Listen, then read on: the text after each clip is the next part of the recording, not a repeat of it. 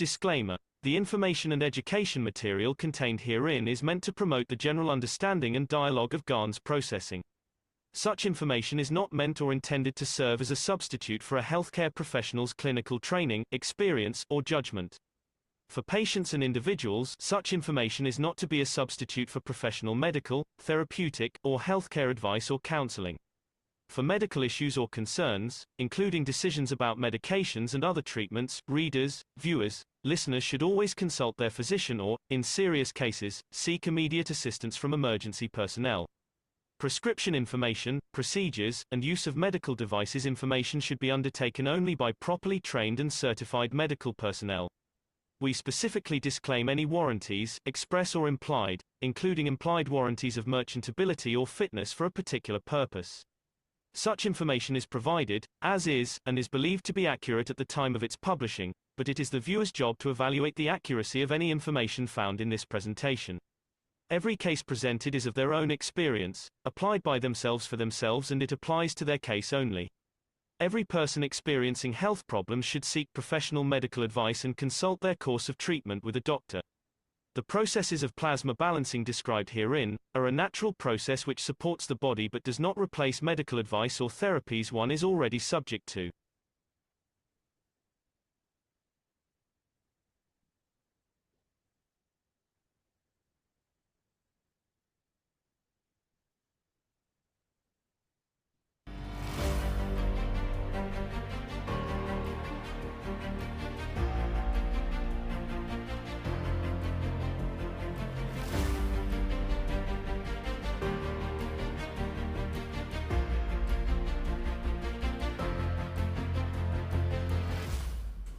An amazing event happened on planet Earth in the beautiful city of Beijing, China.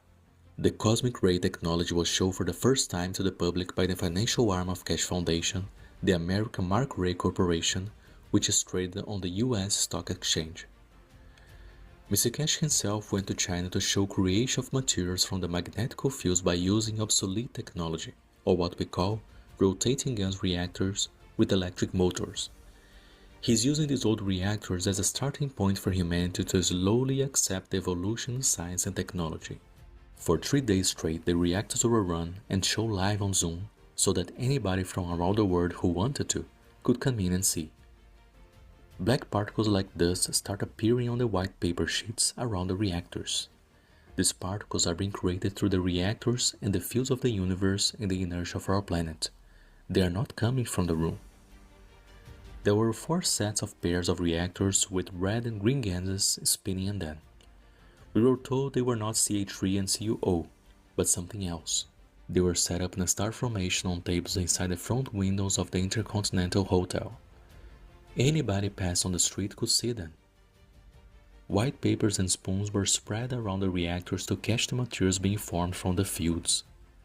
Some knowledge seekers were able to capture on video when black specks suddenly appeared on the paper, like out of thin air. It was very interesting to witness when energy first appears in the matter state. As time went on and the fields built up and changed strength, the specks formed into bigger pieces and some elongated, and some changed color into gold. This is the first time the public has been able to freely witness the creation of matter from energy. At the end of 3 days, Mr. Keshe collected more particles and showed everyone attending. An interesting thing occurred. When he touched the black dust on the paper with his finger, it turned gold. He said it interacted with the fields of the inertia of the earth through his finger. This phenomenon was written about in ancient times when the Greek god Midas touched things and it was said they turned to gold. What we witness here is how everything in the universe is created, from ourselves to the planets and even cancer.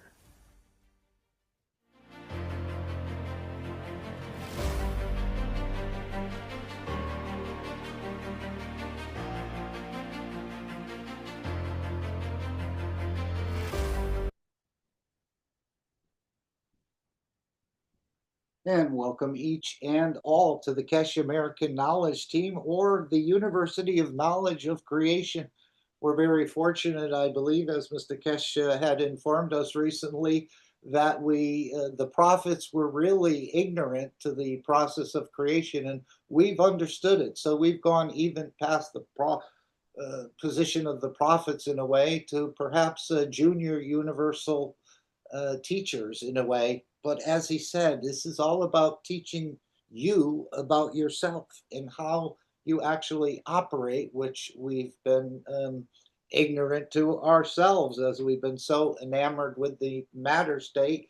The energy dimension we've disregarded, and this is what Mr. Keshe is opening up in a different way through different systems, allowing you to connect to universal knowledge, universal fields, universal energies, if you can tune into it. But apparently the apparatus is there and the system is growing more and more. And we're continuing on, a little disappointed, of course, to see that the war or a conflict has started, but this is not unusual. As we understand as knowledge seekers, we've seen uh, 5,000 wars in the last 3,000 years on this planet. So it should be nothing new. But as we also understand, even with the gifting of advanced space technology to humanity, within a generation or two, without the elevation of the soul of the man, we'll be right back at the same process. So the solution is not the advanced technology. The solution is changing the fields of the soup on this planet. And that's what we're all involved in doing, initially starting with ourselves and then extending it outward through our emotions. And of course, we have many ways to practice this, creating the dome of peace. And we're going to look at some of the teachings today. But the first thing, I'd like to reconfirm our ethos in a way. That's one thing I did during the trans session on Friday that we had, and a number of other things before we go any further. Also want to play the formation of the Universal Council video, which again was quite touching to me. It's about 8.5 minutes. When I heard it earlier, and again, it's time for man to go through, or humanity to go through a major process, let's say. And hopefully we can go the easy way and not the hard way. So we're going to cover that and maybe something on ghosts, and of course the announcements by Mr. Keshe as he's put some proposals on the table, which he said we need to get to the negotiators. So apparently the negotiators will still be, in a way, negotiating once the conflict settles down, and hopefully we'll have an early exit rather than a prolonged conflict. And we'll see how things, but we're going to continue our position because we know our work is correct and forever. And it all depends how you sort of see it and how you see yourself and what you can connect to. But it's for us to understand more about ourselves without any judgment, without any peer review. You take from the knowledge according to what you can understand, or according to your intellect. So again, we're collectively working, but we're also individually working, and we'll continue to create the dome of peace, as Mr. Keshe indicated. It's not a day job, and as we see, we sort of keep slipping back into the same pattern. So it's got to be through the elevation of the soul, but there's many ways that this is coming into play. And as we heard, the creation of souls in a robot is quite an easy task. Apparently, it's not that difficult, but the hard part is, of course, creating that consciousness within a system like that, which will be done. Everything seems to be in its infancy. This meeting that we're having here, the cosmic ray technology, as he said, some of the systems that are being developed, the Ubisos, again, in its infancy, the game of peace and enlightenment, but it's all coming together in a rather nice and beautiful way, even though, as he said, it won't be without issues or teething problems. So if anyone would like to say anything before we go to the World Peace Treaty, and if you're, let's just see if we can bring this up on our World Peace Treaty. Would anyone like to read the World Peace Treaty? Please open your mic. Again, if you're proud of peace and freedom and supporting that, then you're worthy to be part of the Universal Council or Universal Community. As Mr. Keshe said, we'll hear it in the formation of the Universal Council. video, but as was stated at one point in time, we're all universal council. If it's your wish, in a way, to bring this peace about, you become messiahs by giving through your own soul, and this is what we'll hear, that the change will come as the collective awareness gives, not in the dimension of physicality, but in the dimension of emotions and energies to bring that change about. So we're not quite there yet, but we're certainly not giving up. As I said, our work is correct and forever. Anyone would like to read the World Peace Treaty? This is the document the world leaders will sign. You can find it on the Keshe Foundation or any search engines. And you can, again, it's all about creating peace in yourself first, not so much the others, and then being a beacon through your emotions to try and, in a way, reflect the peace and beauty and enlightenment of the Creator.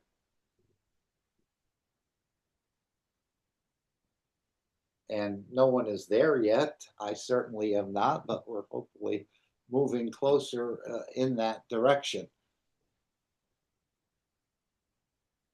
So I'll read it. World Peace Treaty. We, as citizens of the earth from this moment on, accept to lay down all tools of aggression and war. We shall never think about getting involved or incite war or develop or use any tools of war on this planet or in space. And to this we all agree and swear with our, and you can delete as appropriate, our nation, our territory, our council, our religion, our city, our town, our body, and our soul. Simply put your name and your signature, very straightforward here, again, on behalf of, and have it witnessed. And after signing this treaty, be proud to display this certificate wherever you consider being important to you, that everyone can see and know your ethos to fellow men and the mankind and other created beauties of the Creator. And then just backing up a little bit, never think about or incite war or develop or use any tools of war on this planet or in space. And where is that space? I continue to believe that space is right between your two ears, as we understand. Man exists and operates in the universe, and the universe exists and operates inside of man. So what we see in the large, we see in the small. So this is the space I continue to think he's talking about. And of course, that's the reflection, in a way, of your thinking good, your speaking good, and your acting good. But this is the space. As he said, if you don't think wrong, then you don't do wrong and you don't talk wrong. But it's all for us to sort of manage that for ourselves. And then later on, once you've gotten to that point, you can sort of worry about or start to help the others. But maybe you're doing that along the way as you progress as well. We're all growing into this position at different speeds and strengths. And this is what Mr. Keshe said, there's no judges. Your own soul judges you, no one else. And we certainly don't have a peer review within the Keshe Foundation and so on. Okay, I think we'll play the formation of the Universal Council video. And again, if it's your wish to see peace, path of peace is made very clearly. It's the soul of the collective by giving is going to create this position of change. So humanity needs to reach a tipping point in the collective awareness that this is how the change will be brought. And we haven't gotten to that point, but we're heading towards that direction, plus with other systems helping in the whole process, including the universal community, because this planet is up again for a sort of a remodeling in the energy dimension rather than in the physicality, but we will see it manifested in the physicality. So let's play this. Any comments or questions anyone would like to raise or talk about at this point? But let's just go through this. And again, we'll see the World Peace Treaty within this 8.5-minute video and so on and so forth. But humanity is, again, everything will be, once the One Nation Network and many of these units come out, everything will be sort of within that sort of dome of different soups or different energies, and we'll start to become more and more aware, self-aware, and enlightened in this process, if it's your wish. And as I said, you'll probably, for a period of time, be operating in both systems. The one we're setting up as a different matrix in a way of peace and enlightenment, as opposed to the matrix you're operating in today, which is a world of deceit, killing, destruction, and so on. And we're all participating in it in so many different ways if you understand the process of creation, which we're becoming enlightened to. That all the souls, not just humanity, and all the nations as well, as he said, we're just not supporting Iran. It's any nation who's coming under these sorts of unfortunate situations, which could be easily avoided, I believe. So let's play the creation of the Universal Council. And again, if it's your wish to be a Universal Council member, you can write to info@keshe.foundation. If your soul leads you in that direction, they don't actually recruit. You will contact the Keshe Foundation and they will sort of make some sort of determination. But again, anyone can be a Universal Council supporter and anyone can be a Universal Council member. If your soul leads you, go in that direction. This is what he's saying. It's about you understanding yourself and a little more about the energy dimension, perhaps.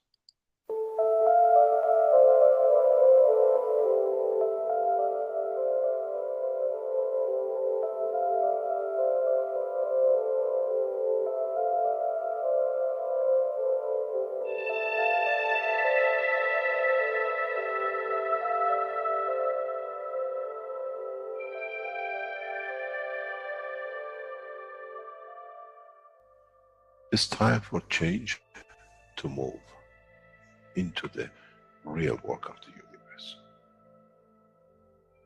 And it's time to understand that we use the matter state to reach the level of understanding of the soul of the man.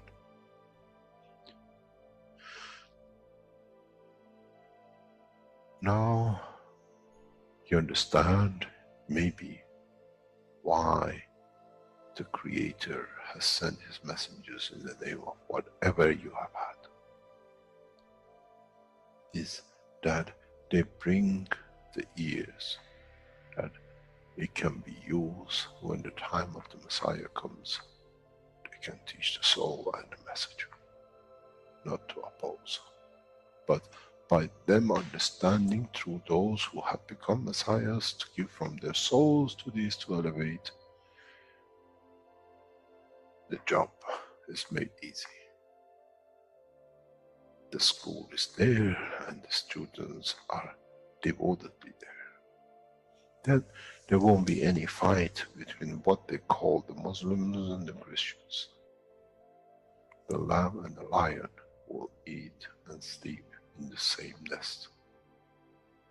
The Christians and the Muslims will sleep and pray in the mosque and in the same church in the name of their souls, not in the name of religion that is used to create so much conflict for the benefit of those who were the hyperactive children. The time has come, the time of change is here. And as I said, my wish is my command. If it's your wish to see peace, the path of peace is laid very clearly. It's the soul of the collective awareness. By giving will create that position of change. No other thing. There is no pen in the soul of the man. And I'm sure once you go into the universal community, you will never see anything written but the balance of the fields of the soul of the existence. Try to be humble enough not to become arrogant in the power that you have understood and you possess. Otherwise, you'll fall in the same path of the church and the mosque.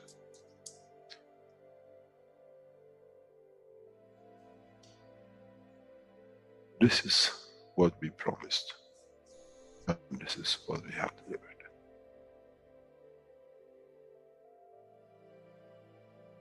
We have to understand the operation of the soul, and we have to understand the soul of the man is a star in the cosmos of the universe. If we compare the soul of the man and many of us, 7 billion in one collection, Earth is like a galaxy with so many stars. When we look in the depth of the universe, we see galaxies with hundreds of millions of stars in it. So is the planet Earth. It carries 7 billion beautiful stars, which are the soul of the man. Carries with it soul of so many trillions of animals, plants, and everything else. So if you look, when someone who does not see the physicality of the earth and its content, what do they see? They see a galaxy with so many beautiful lights shining, each one according to their strength, each one according to their position.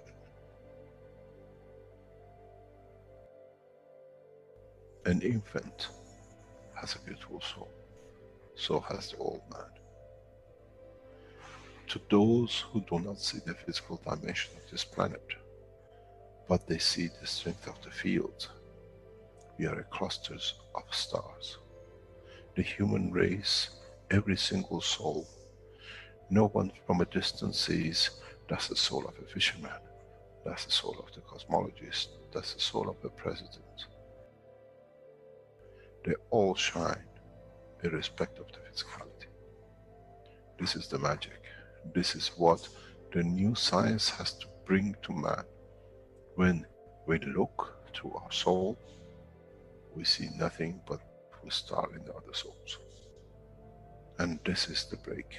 This is the understanding. This is what all these teachings are about. Coming to mature to the next level, to understand in the deep space, the universe is the oyster for those souls who serve.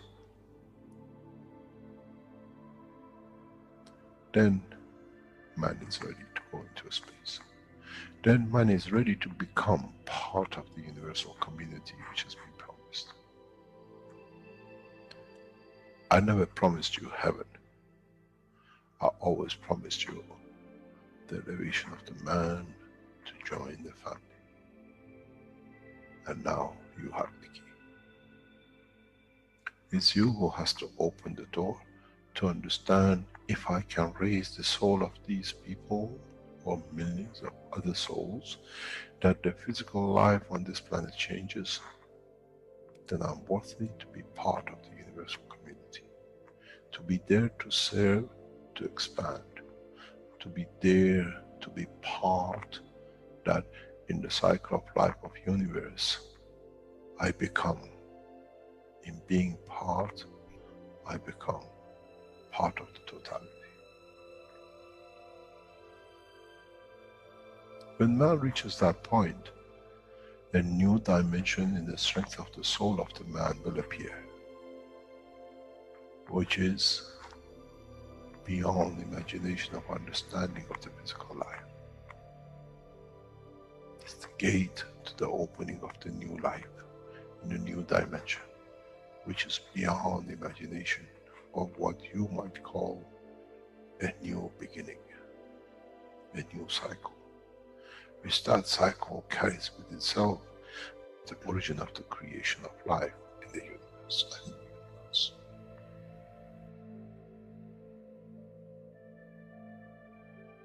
It's the elevation of the soul to serve become the key, not a throne of the physical life. The time is right. The time has come for the man to go through this process.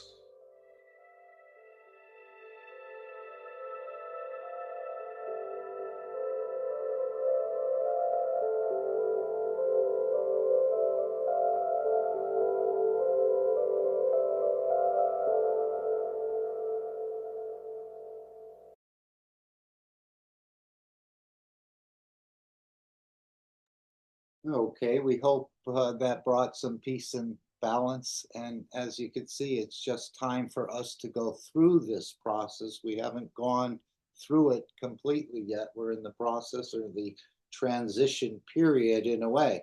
But how long that period will last is up to the governments, is up to us as individuals and collectively. But of course, it will be what has been promised will be delivered, although certain people want to drag it a little bit longer, as we thought some of this havoc or mischievousness of the world spokespeople was over, but apparently they're right back at it again.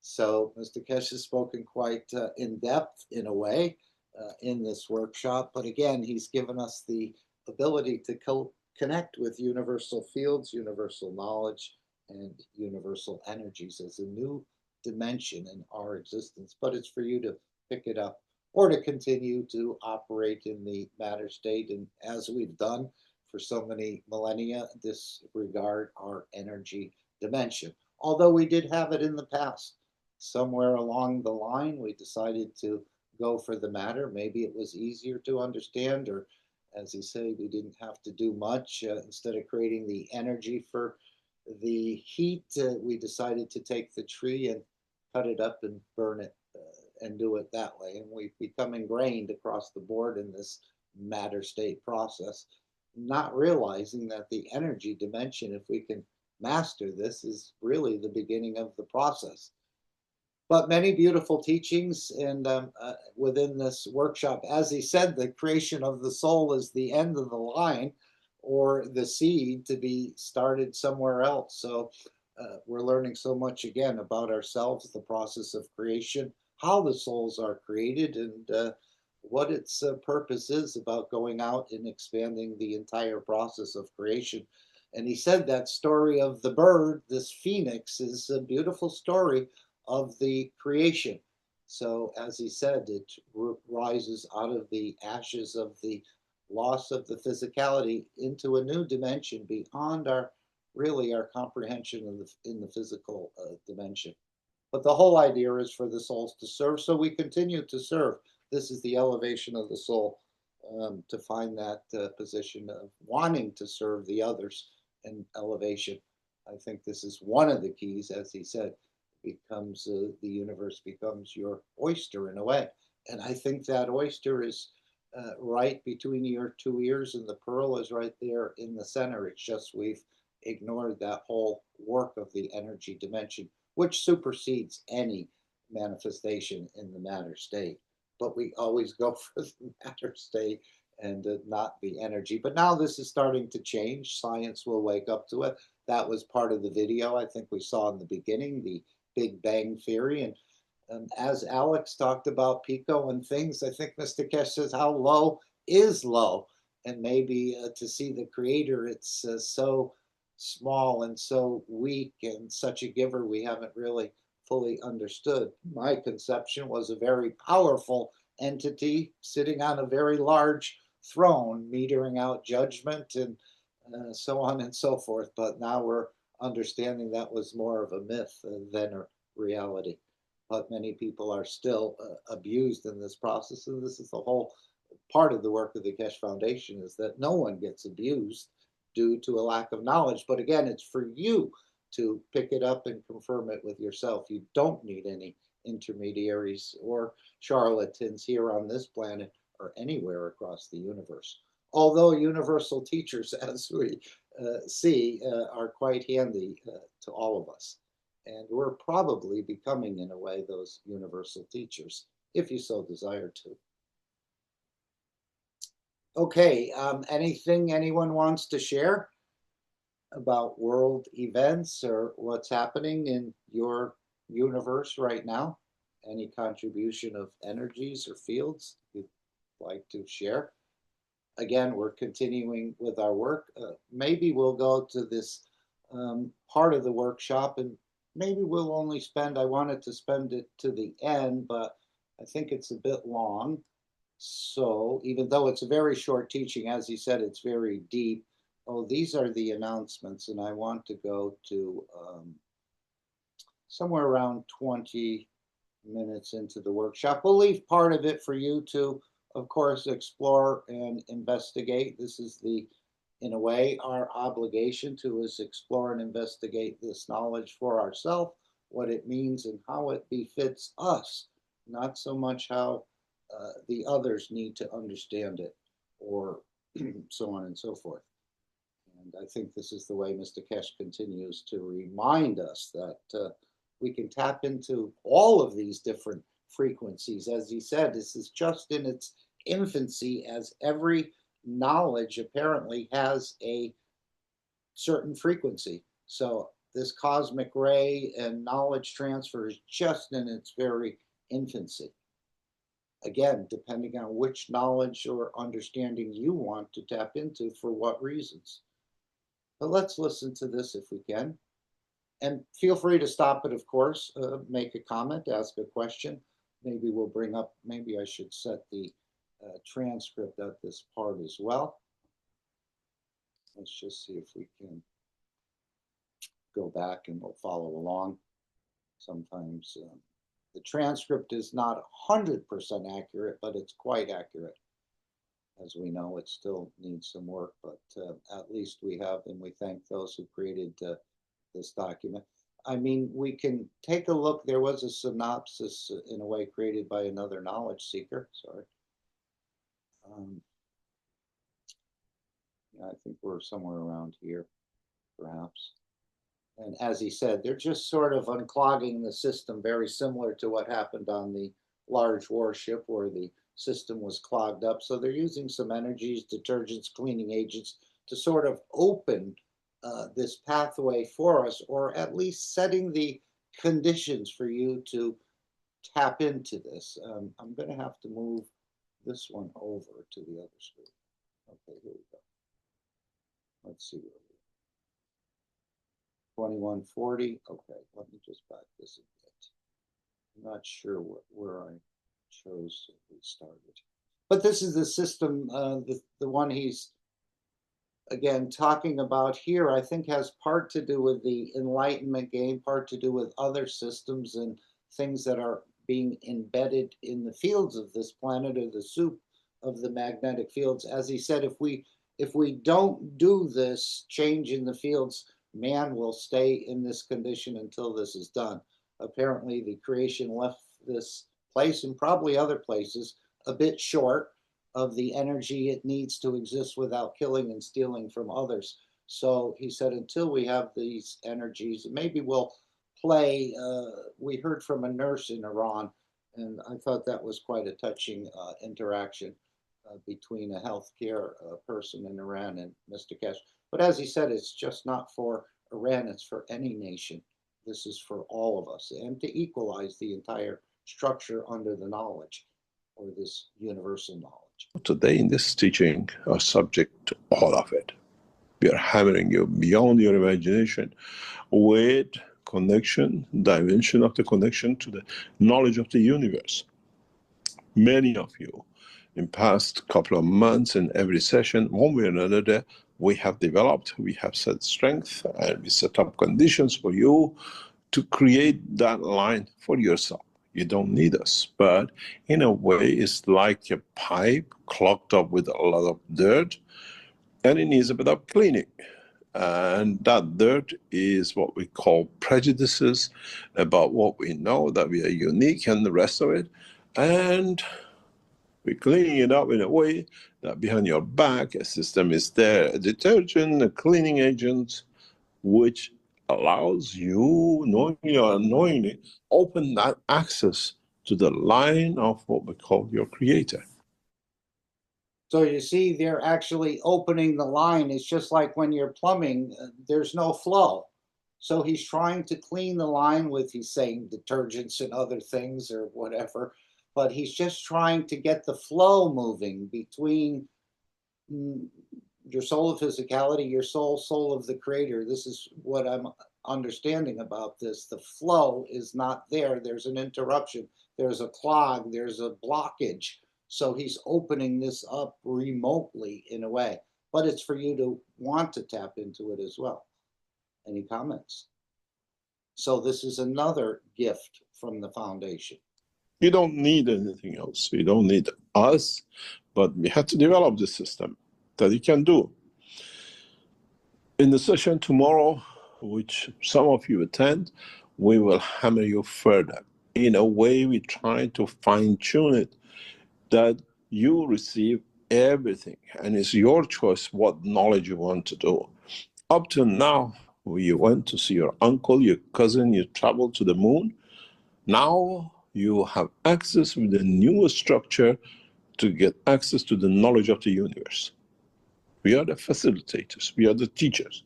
As a message I sent Ayatollah Khamenei of Iran in the past few days, we are teachers. We are universal teachers, not prophets. It's for you to decide which way you take your nation. That the people understand the knowledge, or you still keep them in the darkness of the faith, religion, and all the abuse of it. In a way, through systems we set up, and all of you who are here are getting hammered by it. The people. Anyone want to share anything? Again, the whatever was embedded into that workshop is still there. You can listen to it multiple times. He said the teaching was deep. Anyone want to share anything? Have they been touched, enlightened? Again, he said these processes will continue.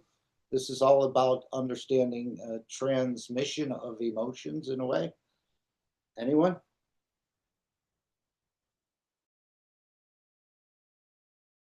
I think from my point of view, I became more detached, and then Who sit it on the panelists reversed, and then see.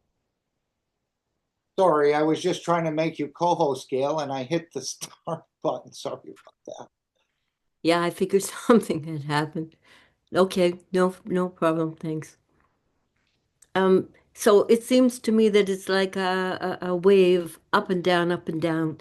So I may stop being detached and get back, really caught in an emotion, and then it reverses and goes back to the detached. So it seems to be a like cycle. It doesn't all of a sudden everything is okay. So it's working. It's still working on me. Right. It's not instantaneous. I think it's a process we're all going through. And not only man, it's every other creature and entity on this planet at this time. And probably connecting with the universal community, because some of them are in the same predicament as mankind, with the problems with emotions and structures in their physicality and so on. Randy, I think you wanted to perhaps add something. Thank you, Gail. Yeah, I sure do. During the meeting, I could feel like the whole entire nervous system of the body changing. It's almost like getting plugged into the wall. And then once that settled down and the body adjusted to that, you could feel the whole area around the brain expanding. And it got to the one point I couldn't sit in the chair. I had to lie down so the body that could adjust to what's going on. That went on for 3 days after the meeting. And that night, I could not sleep at all. There was just so much energy. Wow. And I finally got a little bit of sleep between 7 and 9, but it wasn't sleep. It was just close the eyes and, kind of catch up. But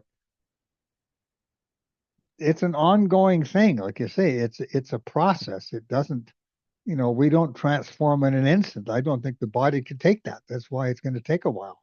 Right. This is So, about the so that it gave us some adjustment, that it gave us huge amounts of energies, and now we're able to absorb. Because we got to that step, we can now go to the next step. So I agree, Randy. I think it's a gentle but continuing process. And this is the replication of the work of the 3I as well. As Mr. Keshe said, they fully documented science will open up this understanding in the future, but it's fully documented and being, in a way, put into practice or enhanced in a way to bring a transfer of energies or emotions, I think. Thank you, Randy. Thank you, Gail. Anyone else? But as he said, they're using this cosmic ray technology, and mankind and apparently the rest of the structures are very soft targets for these cosmic rays and the influence they can sort of create on us through our emotions in a way, or touching the RNA perhaps, creating a different DNA or different emotions. I think the emotions is what they're looking to transfer. And that's what I was thinking about with the game of peace and enlightenment. Mr. Keshe was saying how they were going to pulse things in a way, fields of peace, fields of kindness. And if I go to the game of peace and enlightenment, again, where we pay you to play, it's still in its beta version, of course, but don't play the game for money. Let's just see if I can bring that up. What you see is all of this sort of pulsing action going around all these resources, let's say, that's on this game. Again, I don't think it's a color thing, or it could be different colors of these pulses. He doesn't, as he said, you don't have to show anything in the physicality. It can be done subliminally or subconsciously, these energy fields. But do you see how they're pulsing like that? It just gave me a hint that there's some sort of pulsing going on in this game of peace and enlightenment. And as we know, the more you play this game, the more the ethos of the Keshe Foundation sinks in. And what is that ethos? The idea of thinking, speaking, and acting good. That's part of the ethos of the Keshe Foundation. Again, about serving, and again, stronger, feeding weaker, all of these sort of principles as we introduce this new science, this new ethos, and this new knowledge. So let's go back. Any comments? I just happen to see a similarity in those pulsing sort of resources. And what Mr. Keshe said he would pulse through the One Nation Network. Of course, you find that in the Keshe Foundation store, and pulse through the gameplay, if we can call it that. So I need to move this back over. There we go. I'll bring up the transcription. The lines in the background open, and it's how open you are to that knowledge, you get access to it. We have opened the path. In a way, we allow you to convert that knowledge to the knowledge of your understanding. We are streamlining the line. We are opening. We have opened today in this session the lines that allows you to connect to the knowledge of the universe. Does this sound like just a dream, or is he really opening up these lines of connection?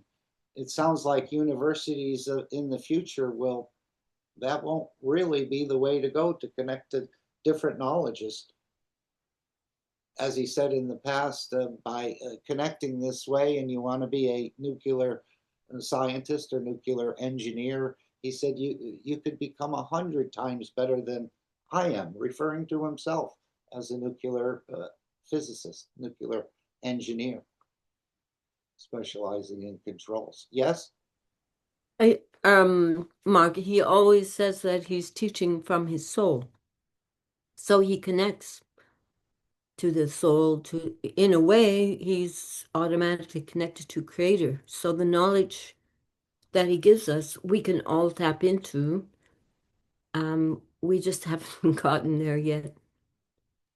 Right. We're learning about this new sort of process. I always thought you had to go and get taught from somebody who knew more than me, or thought they knew more than me at a university, and get a degree and a diploma and show everybody, look at how smart I am, or maybe be specialized in a little corner of something and not really have any knowledge of the creation. But now this is a new way of tapping into things through the energies, through the fields, without going in the through the boards or the different things like that. As he said, the whiteboard type of teaching in the matter state, even though that's very useful. And we still need that. Mr. Keshe draws often. He drew in this workshop as well. the way you're sitting in a teaching, not only listening to me, but we have facilitated for you to have access to the knowledge. You have to choose which is knowledge. You have to create that emotion of that knowledge, and you get access to it. So you have to create that emotion of that knowledge. Maybe he'll be going in deeper about this. Anyone want to? This is the way you connect to a certain knowledge, by creating the emotion of it. And that probably means giving into it somehow. I don't mean giving up. I mean giving that you want that knowledge somehow to serve others. Yes. I remember when Jalal was teaching us about the gradient. I was the happiest soul on the planet. It just like a whole world opened up, and I thought, yeah. And it really made sense to me. So I always use that as a way to think about the fields and how everything works together. And are you thinking of a gradient going stronger or a gradient going weaker? Because I think I had it backwards myself. We always Either one, because that's how the infinity loop works in a way.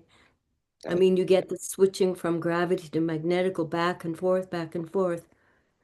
Although, as I see the drawings now, it's not a smooth infinity loop. It looks all jaggedy and it crosses, I think, once. Yeah.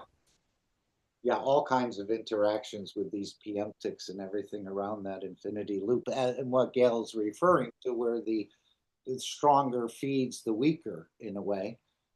Or the weaker is actually attracting the stronger as well. Maybe the weaker is gravitational to the stronger, if you can look at it that way. But apparently it creates a balance and elevates another structure up to its own level, or even perhaps beyond, if these plasmas match and choose to interact. And that's what we are in a way. We're a bunch of plasmas and many other things we've been referred to. Way you are today, for the first time, sitting in a class of the universal knowledge. We have facilitated, we have opened the channels, and we have opened the channels in a way that in conversion of the information in your brain, you understand it in the matter state. He even said we may have a workshop at one point in time where nobody actually says anything. It's just like a quiet period for an hour or two.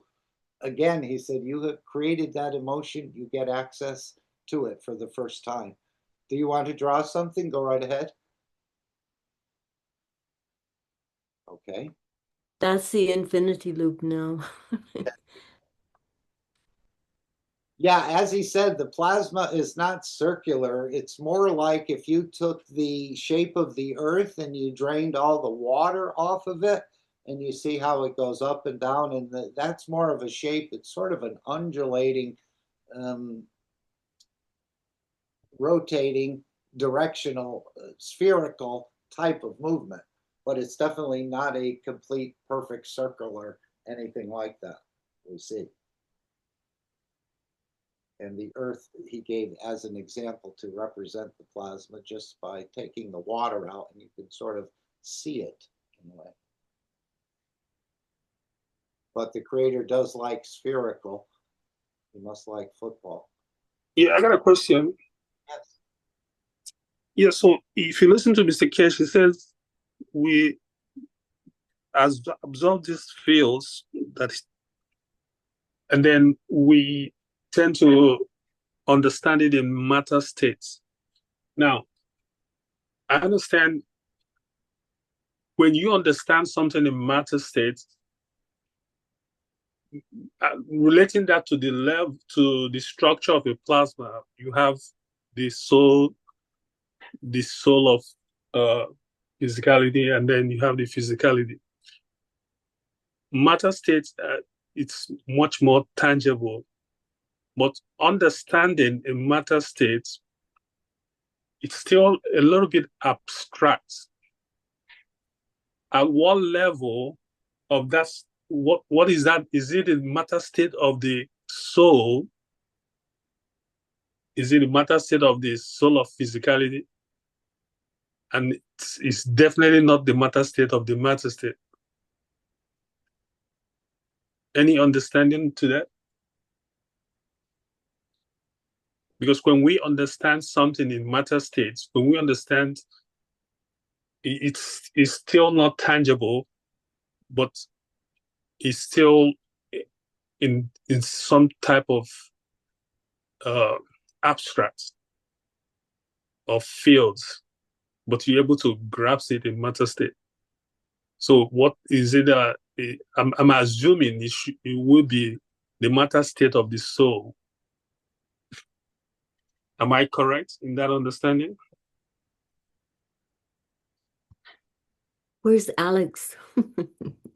I thought it was energy, the level of energy. And yeah, level matters. Yeah, level of the energy is the same thing because soul is energy. So it's the same, just synonymous. Yeah, you're right. The level of energy, matter state of the level of energy. I think Alex might want to talk. His mic is open there. We'd love to hear from him. Yes. Thanks so much, Gail. Okay. Ike, it's a terrific question. One of the differences that we have to understand is that the knowledge is inherent. And then how do we act on that knowledge? So in our soul travel, in our dreams, that's automatic, but we call that unconsciousness. But in the matter state, we call that consciousness. And so we become overly reliant on that because then we set up limitations and boundaries where we say, you know, what you see is what you get. And, you know, seeing is believing. And, you know, you have to show me for me to believe it. But in reality, every type of creation stems from a thought. And that is why the mind is the builder. But where does the mind get this thought from? So what we find is that we don't have a big fat filing cabinet in our brain. What we have to do is figure out how to sort it all out. And the reality of it is that we're sorting it out by our own emotion. So if you have to remember something, you want to have some kind of memory connection. And, you know, you may want to remember an experience in school or a special event, but the link to that is through your emotion. And so that emotion is beyond the matter state. There is a plasmatic emotion and there's a matter state emotion. And so in order for you to draw on that memory bank, filing cabinet, if you will, there has to be that connection. So the conclusion really is that when we're talking about our experience in the matter state, we're only looking at the one side of the equation. And so we have to recognize that our experience is based on what we believe, not what we see. Does that clarify things a little bit, Ike? Yes, indeed. So the emotions actually, so it makes sense that that is the matter state of the emotion. But then Right. that tangibility, you then that's when the salt or the inertia comes to play. Right. Okay, appreciate that. Any other comments? Thank you, Ike. Thank you, Alex. This is what he's saying. We are bringing the knowledge of the creation to your brain, to your soul. And then your soul, in sending the information, connecting back, translates it to the knowledge of the universe. You analyze it, you understand it. We are bringing the knowledge of the creation to your brain. to your soul, and then your soul is sending the information, connecting back, translates it to the knowledge of the universe. You wanted to see the Christ. You came to the sessions that it was in the beginning of the intro. You wanted to see your grandma. Now, for the first time, you have access to the knowledge of creation. Our system's running in the background to create that, facilitate that for you as knowledge seekers. So apparently this is the first time you have access to the knowledge of creation. So that process will continue. This is just the first foray, in a way, into it, what he's saying here, even though he's been doing this all along. Now perhaps this is a deeper connection is being made, or strengthening a connection that's already there. It's taken us years of research development to be able to do this. We had to understand, we had to see, we had to understand the connection between the soul and soul of physicality and bring it together, and then understand the position of the emotion, that how we can filter these things out. And we have gone today to that level. In a way, you hear my voice, but your soul is connected to universal knowledge. And what you receive and what you give back as a connection line, in a way, as a magnetical field of it, will leave an impression of the knowledge you are looking for. I want to know about how this point works in space. You have the facility we have provided at this moment, at this time, in this teaching, that line. See how you get enlightened. What comes to your head? What do you envisage? How come I suddenly think of this and I get this answer? Because now you can tune into any knowledge in the. So this, if we can sort of get online with this type of understanding of universal knowledge, humanity is facing quite a beautiful increase across the board of universal knowledge, rather than the matter state knowledge that we're currently sort of spinning around. So this will be a huge upgrade across the planet and probably across the universe as I'm seeing it. Any other comments? Dimension of the creation outside the boundary of the knowledge of the human race. Hasn't been easy. Tomorrow's session will be much, much harder to do this. We go for a deep understanding of this process, that you as knowledge seekers understand how to connect. As they said in the intro, once we make the system to do it, then it takes us a few weeks and months. It's taken us months. Now we have developed the technology. In the coming months and years, we fine-tune the system, that you can slowly decide, I want to know about the knowledge of universe in a field of interaction that creates what you call such a satellite, such a star. What's the knowledge of the universe about creation? But once you access it, you have to understand it's not yours. Once you bring it together, it's not yours, it belongs to the rest of those who have the same connection of the soul. In a way, you become, as you call nowadays, the AI. You can ask the question, but this AI sits in the dimension of the knowledge of the universe, not some random made knowledge on the planet Earth for whatever you can think of. Building this system needs to be spread, needs to become accessible, that is not exclusivity. And hopefully through this knowledge, what we gain as the past few months and years will be implemented on an aerial, which means once you receive your one end and you receive the aerial attached to it, you can in a way connect to the universal knowledge according to you. Okay, and let's just show that if we can briefly. Let's go to the Keshe Foundation store, and we'll just click on the all products here. And we will see this is the One Nation network that he's saying. Again, they're looking to spread about 10,000 of these units to begin with initially across this planet and even in the depths of the ocean. And this is what he's saying. This sort of technology is going to be embedded within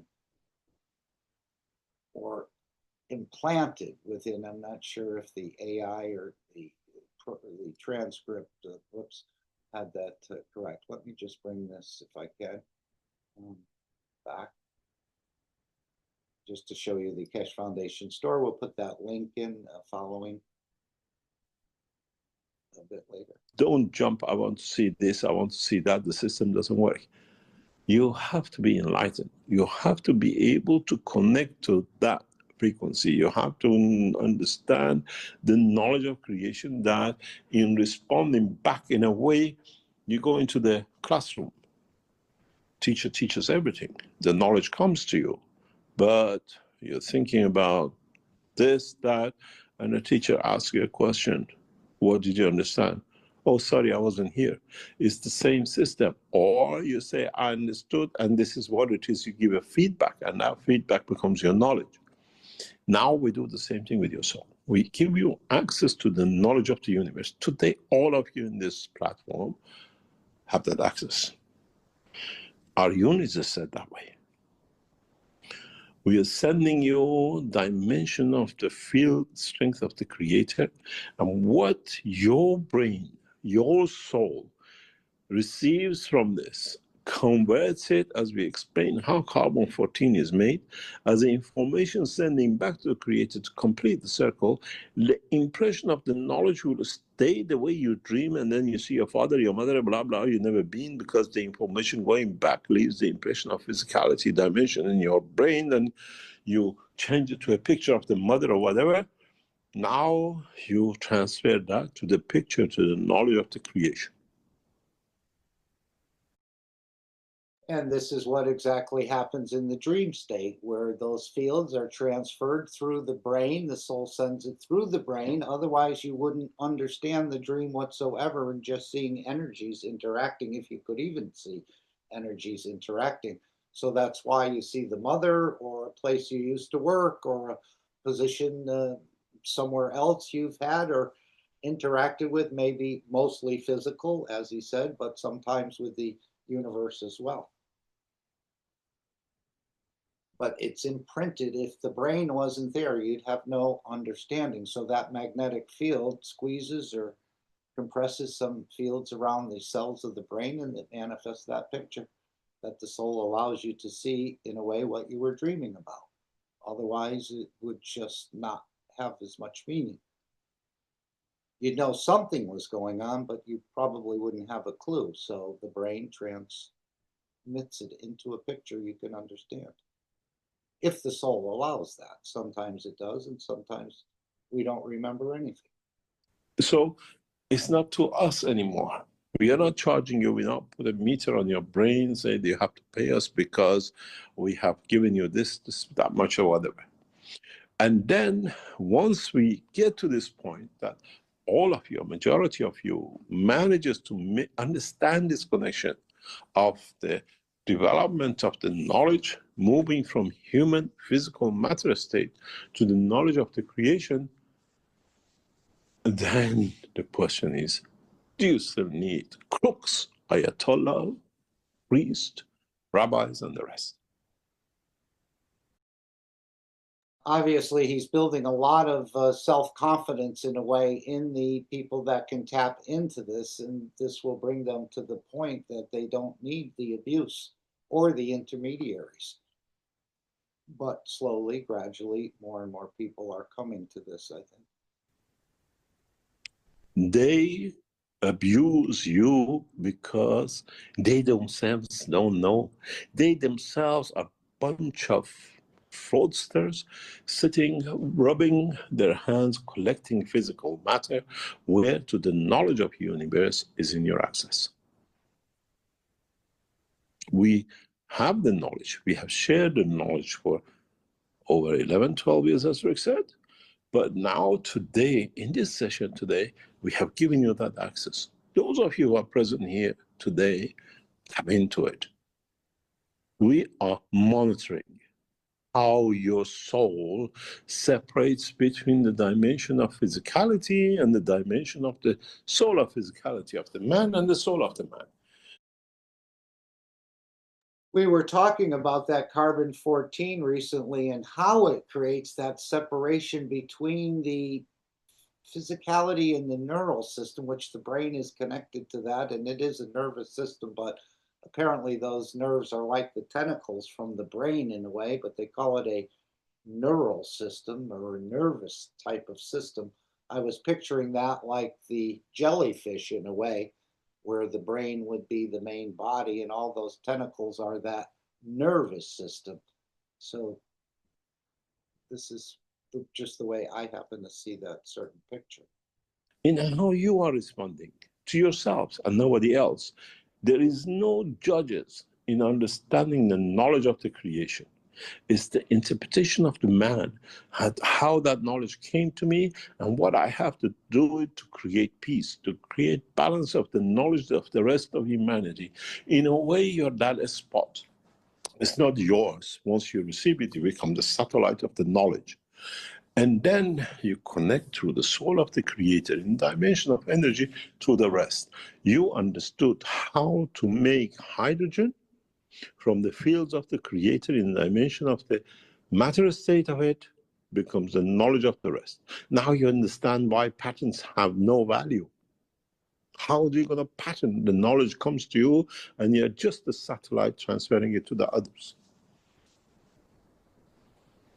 It's taken years of development, and it still needs years more of the development, because we have to split this into different dimensions, because each knowledge has its own frequency, has its own dimension of the field string, has its own magnetic, what we call fingerprint, that you need to understand to go into. This sign says, I'm hungry. This sign says, I'm hungry, but I want sugar. This sign says, I'm hungry, I want sugar, but I want to get it from Coca-Cola. This sign says, I'm hungry, I need sugar, but I can get it from chocolate. And then you classify which chocolate, how much of it, in which package, in what name, which flavors, that your body has planned and it can absorb it. Now you're getting to that knowledge of the creation. What knowledge? Which part of it? How much of it? And what I can understand. And because you're a plasma field force, every plasma is connected to the others. You have a common denominator of the creator and the humanity, and I'm in a seed of this planet. I thought he said at one time only similar or near similar plasmas connect. Now here he's saying, and because you are a plasma field force, every plasma is connected to the others. Is he talking about us, or every plasma is connected? Isn't every atom connected to every other atom? You turn one atom and the other atoms turn. Every plasma is connected to every other, but I thought it was just similar or near similar plasmas interact. Are they all near similar or similar? This is what it sounds like. Since they carry the soul of the creator, I would think. Mark? Yes. Well, again, it's the same thing. You know, there's a selection process. So as you go into the filing cabinet of your present, there's a connection to everything that's part of you and everything that is around you. And all that you have within that state of consciousness is, a part of your matter state experience. So there are other experiences, and you're part of those as well. It's just that in that particular time, place, and position, there is a selection, and that selection is based on your emotional connection. So this is one of the reasons that when we transmute, we're always going to transmute without accidents and always, with safety because of that connection. We have that inherent connection that guides us to that proper destination. We have to trust that because that's something that is inherent within us, and so we draw on an as need be basis, and most of us, including yours truly, ignore it. Yeah, apparently every knowledge has a different field or a different emotion. He said this is just the beginning of tapping into different knowledges. It has to be developed. It's in its infancy. But apparently you don't need to go to 4 years of university if we can tap into different knowledges. This is why I say humanity is set for a huge upgrade if we all start tapping into bigger understanding of the creation process. And we move towards that energy of creation rather than digging the matter state out of the ground and so on, or stealing it from another who's got it. Alex, did you want to add more? Sorry. Only that your explanation is very excellent. What did I say? No. I don't even remember the way I said it. Okay, no problem. Again, we can tap in as frequently and as often once we learn this technique about anything. This is probably where he came in when he was talking about the languages. And you go to China, you transmute to China, and you'll be speaking the most beautiful, fluent, with all of the emphases and all of the emotions built within it just by tapping into this knowledge, rather than going to school and learning and not really having the full. And even the others would in China would be amazed at your grace and command of the language. And this is what I think he's talking about, tapping in. I want to learn Chinese. Now we create some sort of emotion for it or a cosmic ray strength, and that knowledge comes to you. It's going to be a whole new world. So your knowledge is not yours. How can you patent it? Because by the time you patent it, because it's come to you free, it's already shared, connected to the others, and the others can tap into it. Now you understand how we do not believe in patenting, because man can patent for the physical matter, but now you're achieving, you are learning to tap into the knowledge of the universe. And there are no patent office, there are no certification, and there are no one to control you in what you hear, what you enlighten with, and what you use, and what you share. There is one punishment. And the punishment of it is, once you understand, once you're enlightened, withholding has its own punishment of not receiving. This is why in my teachings and all the teachings, we teach freely, because the second I stop teaching you, the second what comes to me is held back, for whatever reason, I lose that access, because I block the knowledge to be received. This is why all our teachings are so open, because we are the messengers. And our message is the knowledge of the creation from the Creator, not from us. And when I put that lock on it, I put a lock on me receiving the knowledge of the creation. So now that you are sitting here, all of you, some of you will listen to it in a later time. Still, the access is the same because it stays within the structure. So just for everyone from the that are listening in the future, that these energies in this knowledge or fields are embedded within this workshop. So you can listen to it many times, as he's done in the past number of sessions, where systems are turned on and things have become, in a way, embedded within the workshop that touches your energies of your soul.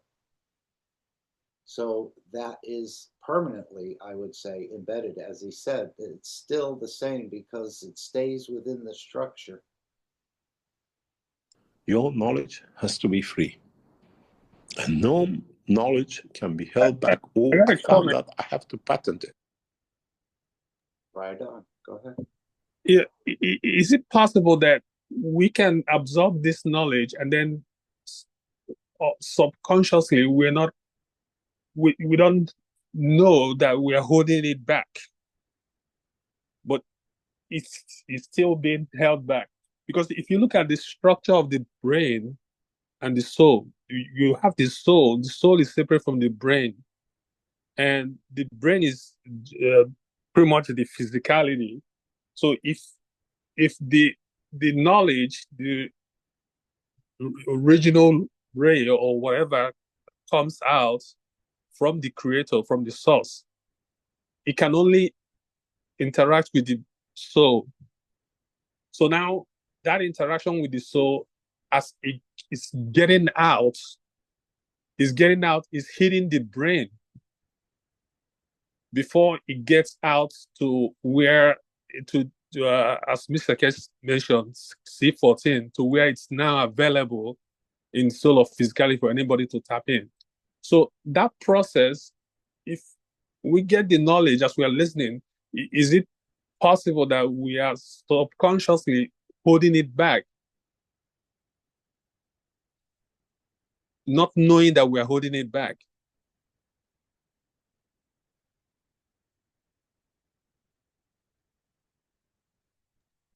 Again, we are addicted to denial. As he said, I think at the end of the workshop or in some part of this workshop, where we only take what we want to take from, or what pleases us about the knowledge, and the others we don't. Alex, go ahead. I think I have another idea, and that is, I think, at least for me, that's the way it is. If I feel in balance, I don't hold it back. But if I feel out of balance or fearful or conflicted, then I hold it back. It seems like. Okay, what is that process of that imbalance? So if you're feeling imbalance, you hold back. But when you're not in balance, you then you let it go. Is that like you are happy? Is that Yeah, let it go? something like that. Happy and not necessarily happy, but well, for me, it's balanced. It makes sense actually, because when you're sad, you are within, you're holding back. And then when you're Maybe. happy, you are out there to interact. And yeah, it's actually making sense. But in terms of what Mr. Keshe said with this, he related that feedback to carbon 14. And we know the process. If you receive that knowledge when you're listening, is he interacting with your soul directly? That's the only way he can interact. He cannot interact with physicality. And your soul is energy. Then giving it back, is it consciously held back without you knowing, or is it in the process of you, like you mentioned, when you are not holding back, you are happy, that's when you're interacting, as then it's going to hit your brain, and then you remember, then you can interact, and you're happy, and then you're giving it out, out there in the environment, or the soul of physicality, to where anybody's. And for me, I don't, if I feel that way, I don't always share it in terms of information or words, but it's more like share the energy of it. Yeah, it's possible. You don't have to physically interact. Look at the trees. They are giving us energy. They're giving us shared. So it's not a words, or your aura can be that too. Interesting. Yeah, for me, it's hard to come up with words because I don't really have them present to explain things very well. That's difficult for me. But I feel like I'm emanating some things. that doesn't mean I'm teaching in the way of words like Mr. Keshe does. Right. Didn't you say you were more, in a way, comfortable with the emotional end rather than the word end or something like that? Absolutely.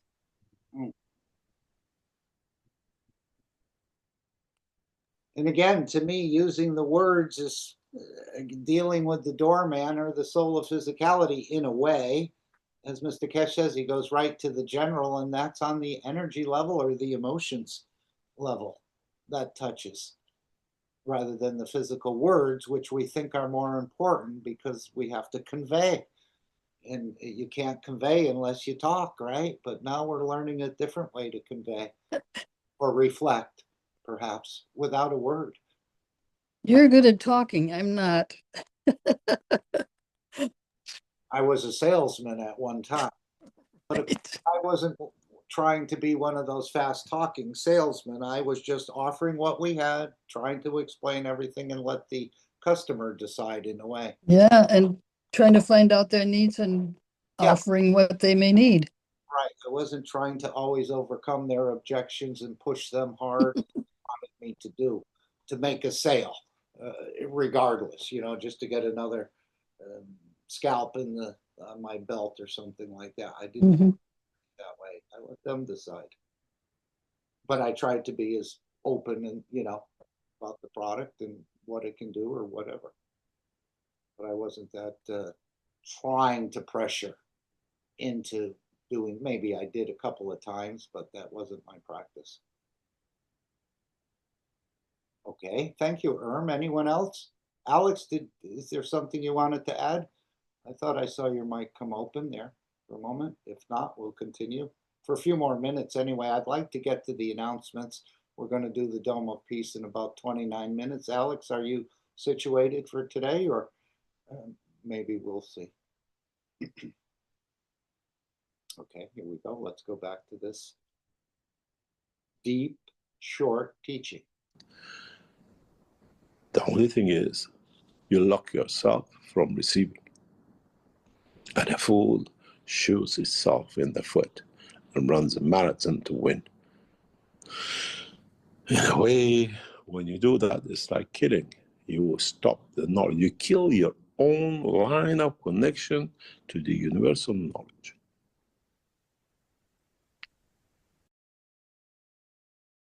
And again, I'm thinking physical killing, yes, but also we do more of that within our own space structure than the rest.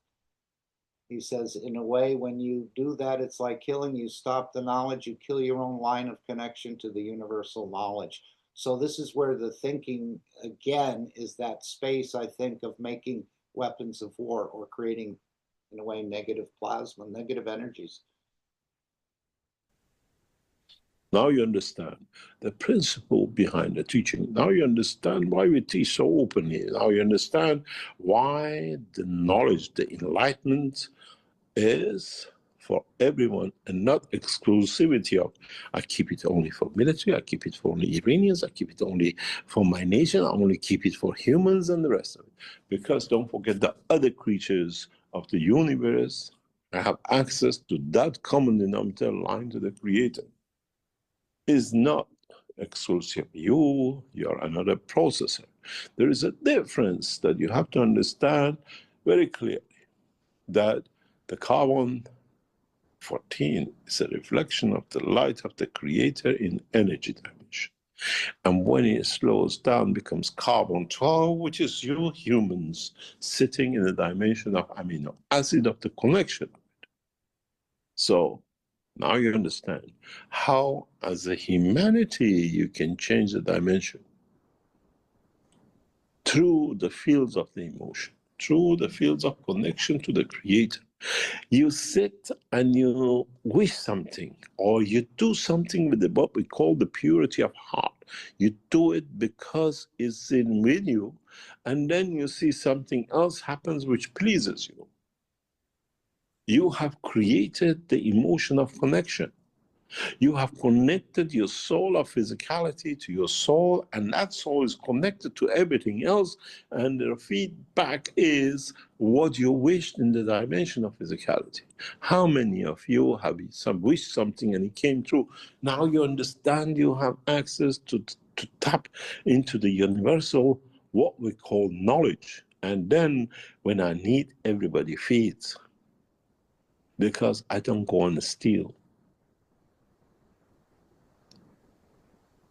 As I explained in my message to the harmony of Iran in the past few days, wealth and knowledge has to be halal, has to be like the milk of the mother. Mother doesn't charge you and doesn't put a meter on her breast to feed you. She gives it from the essence of his own creation. Doesn't kill for it.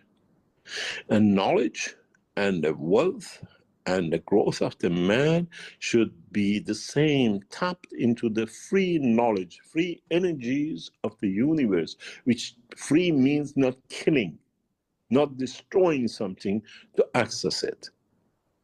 Free is not the free energy, zero energy, and the rest of it, which we saw, people who set it up, were a bunch of pedophiles, and we see the rest of it today. Free means I give free, not that be given free to me because somebody else has it. Maybe we should play this part when we do the Dome of Peace coming up in about 24 minutes or so. That you can give the way the mother gives the free milk, in a way. Doesn't kill or steal for it. And this is what we can do by creating, again, these energies within our own structure. The only thing that's not stolen, as I understand it, from somewhere else. I wanted to cover the announcements, which I think are important as well. I was going to play the ad about the star system with the fans and about the wind. Maybe we will. It's only a couple of minutes. And again, this is just a promo for the Keshe Foundation store, in a way, which, of course, will be moving to Shopify. And as he said, this store will soon cease to exist. So let's see a product, in a way, an offer from the store. And then we'll go right into the announcements. Any comments, thoughts, questions? We'll leave some of that workshop for you to unravel and investigate on your own.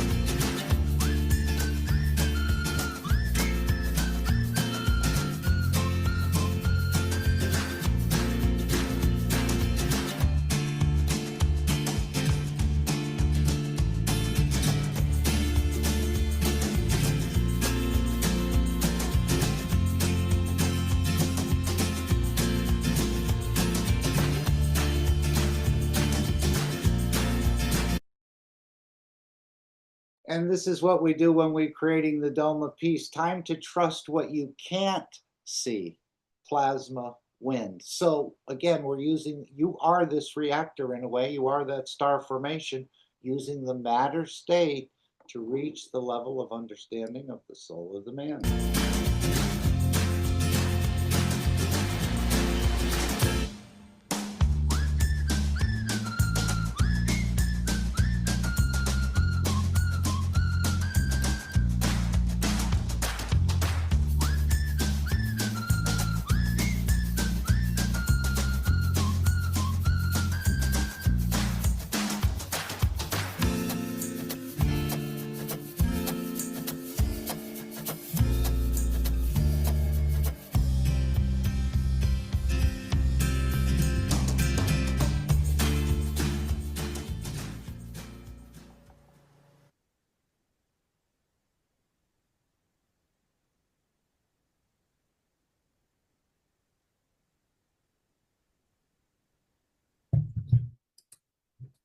Okay, we are back again at this 631st Knowledge Seekers Workshop here on Thursday, February 26th.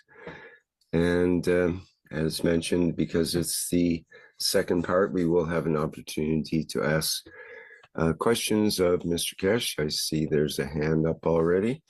And before that, though, I'm sure Mr. Keshe will have a thing or two to say before we begin that process. So please go ahead, Mr. Keshe. Thank you very much. I hope you can hear me.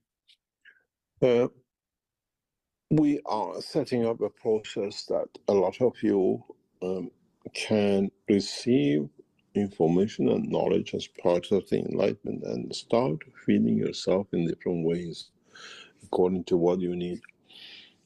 Tap into the universal energies, tap into the universal knowledge is our main part. And today we're setting up that process. It won't happen instantaneously. That's because you wish it. If you don't knock on the right door or don't have the right strength, feel.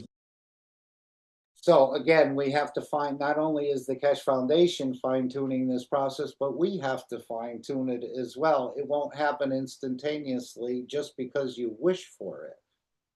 It said that's because you wish for it. I think it meant it won't happen instantaneously just because you wish for it.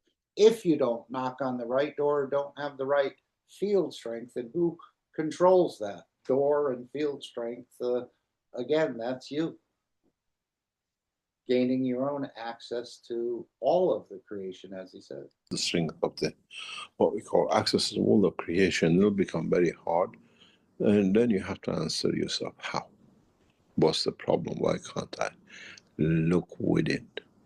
Don't look in the holy books, because there's nothing holy with them. Look inside within your holy soul.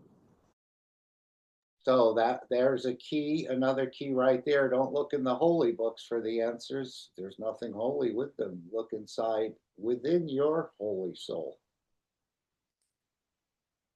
And see what you understand of yourself and what knowledge you want to understand and how you can share that knowledge freely with yourself first and the others. Then it's not your job to interpret. Every soul will interpret according to what it needs from the knowledge you have shared. You see how every soul will interpret according to what you've shared. You don't have to digest it for them. And try to understand very well where you stand. You're just a tool. You're another satellite and not the owner. Tomorrow's session is set to start at 12 o'clock lunchtime, Central European time. And then we will bring a new gameplay. Okay, so again, just to clue everybody in, when he's talking about tomorrow's session, if we go back to the Keshe Foundation store, that's not it. Here's the store. Again, he's talking about the cosmic ray transmission sessions, which again, there was one in January. We just had one in February, and there'll be another one in March 27th or thereabouts. I think he referenced perhaps pushing that back depending on the development. But again, this is paying to be a guinea pig and allowing the development for the greater structure of humanity. You may gain something or open up a new dimension for yourself. I think this is what he's trying to do, but also they're testing and confirming many things. And this is what we see in the video, Keep Keshe Foundation Free for Humanity. So we thank all those who've participated in this process. Thank you. Okay, let's go back to the workshop if we can. And continue to take a look at the beautiful transcript we received. Come with 2 headphones, and those of you who have with you cosmic ray balls, come in with them. You have 2, 4, 6, 8, 10. Bring everything into play and try to place them around your head in shape or forms you know that there is no limitation into it. put it on the hat, put it on the scarf. It's your dimension in what you call in, and see what enlightenment you receive. Because part of it will bring your emotion of physicality and emotion of soul together. And you have to see what dimension it opens you. You want to. Of course, he's talking about cosmic ray material. If we go back to the story, you'll see what he's referring to. Again, this brings a separation between, or a detachment from, the physicality in a way. So if we go back to the store,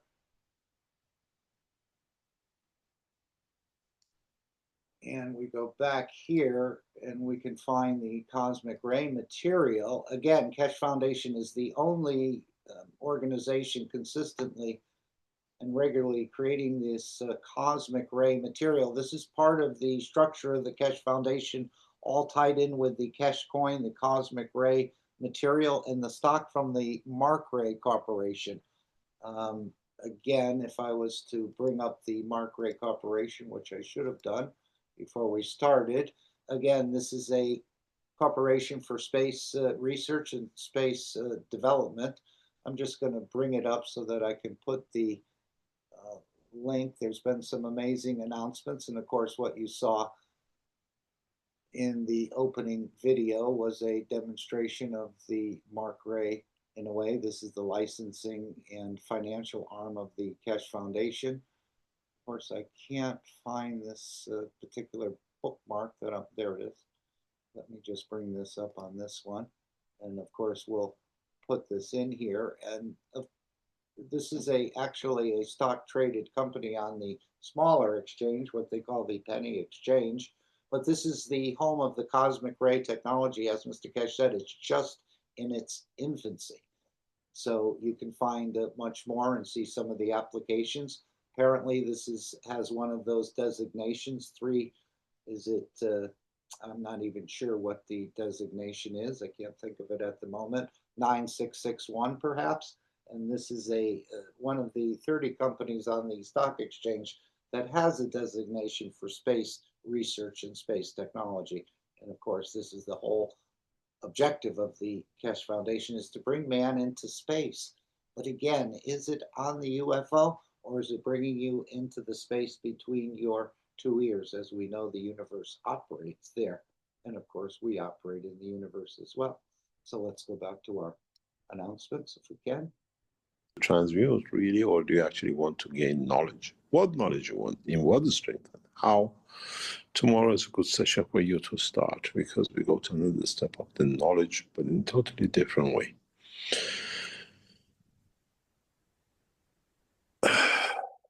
I have informed the Iranian government that in today's teaching, we have a direct message for the American administration.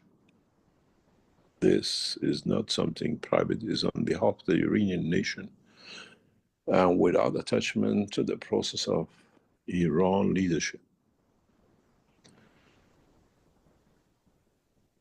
As we see, the wars is looming upon us, and even the meeting of today in Geneva is just a cover-up for an excuse that we gave every chance. And consequently and subsequently will bring a lot of deaths, a lot of what I call unnecessary half-mature souls. We see a pattern, and as I said, and I informed the office of Ayatollah Khamenei of Iran in the past few days, and it's all recorded.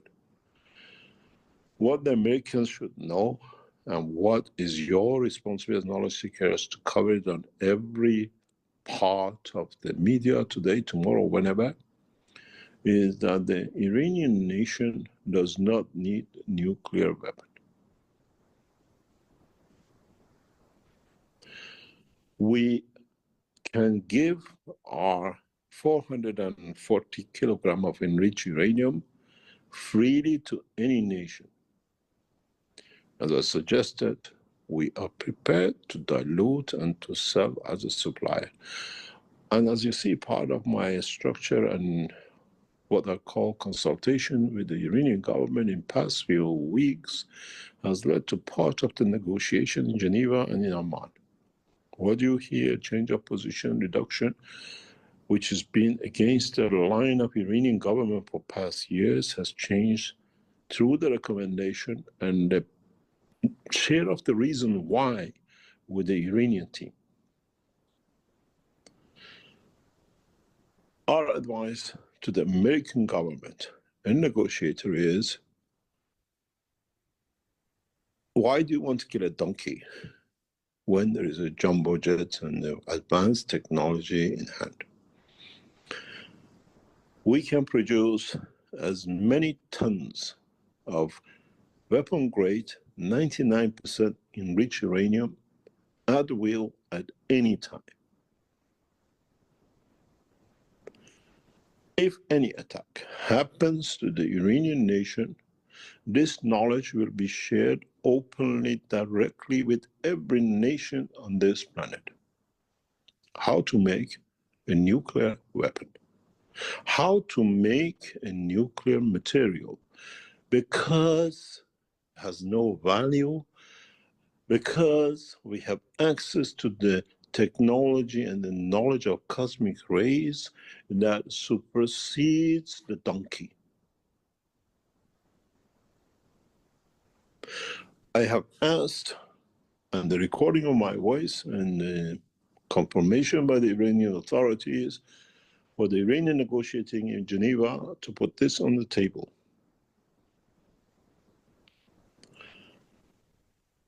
Part of what we asked to change the direction with the option with the Iranian government, we were told, we put on the table of discussion in past two discussions, and prior to that. But Iran is failing. Iranian negotiating team is failing to put the final point in. They keep on saying we have access to technology that makes nuclear obsolete. We have no wish to make nuclear weapon because we have access to technology of what you call plasma, which is still the infancy of cosmic ray technology.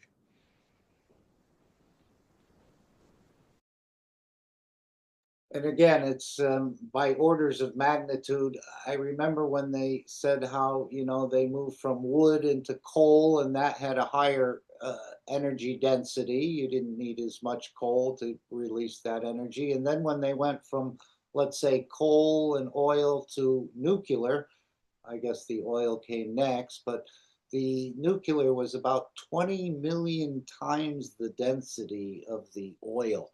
So what I think Mr. Keshe is saying here, that the donkey is nuclear technology, and the real access is the plasma cosmic ray technology, which is probably more than by order of magnitude 20 million times the density of nuclear, and without the radioactivity and so many things, not so much for offensive, but for defensive purposes and for the process of creation, I think.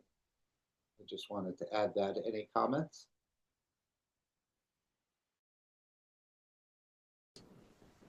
There is no need for war. There is no need trying to destroy, because the knowledge which supersedes nuclear is already in the hand of the Iranian scientists. I asked it to be shown. I confirmed it to be put forward to show. There is a reason for it, as half of our negotiating are not Iranians. Most of our leadership are not Iranians. And they see their own private interest ahead of the nation of Iran. As he said at one point, there's no word in Persian for Ayatollah. That's quite a strange feature, isn't it? Where there was no Persian word for Ayatollah. Apparently they came from somewhere else, I think Lebanon, or at least the bloodline who's there now. This is what's been discussed in some of the teachings. Our newly appointed replacement for Ayatollah Khamenei, Mr. Lajabadi, is Iraqi, and his 4 brothers. Our negotiating team headed by Mr. Arakchi, his name is on it. He's not Iranian. He doesn't give a hoot what happens to Iran. The only thing these people are interested in is the bank accounts of them and everything else. The voice of the Keshe Foundation from this house is the voice of Iranian nation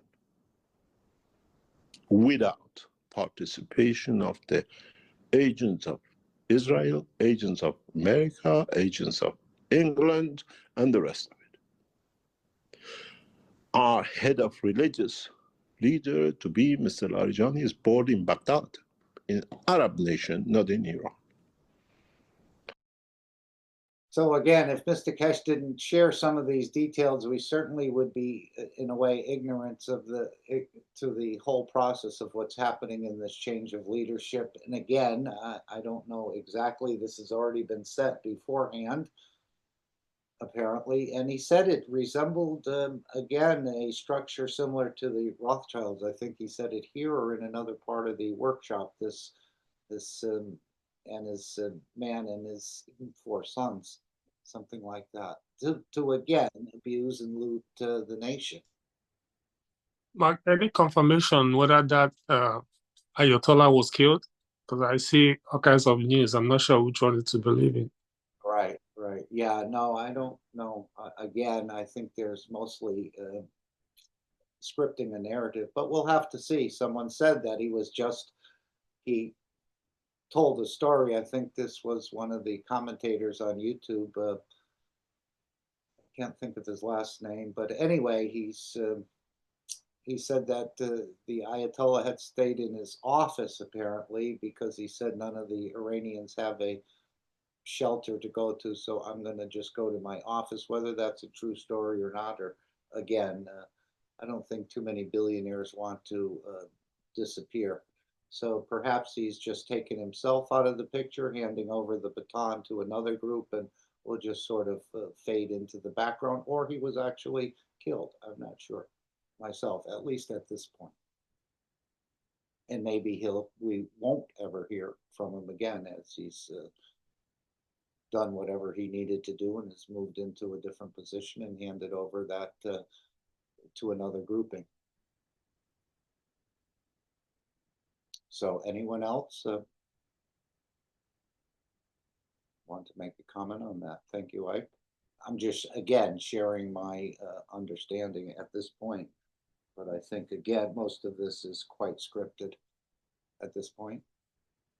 The truth will come out later, just like with the COVID and the rest. The cemeteries will tell the truth. I don't think we've found out the truth about that particularly yet.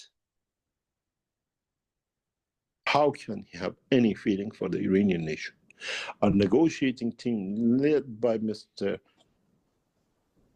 Araqji, as his name says, Iraq.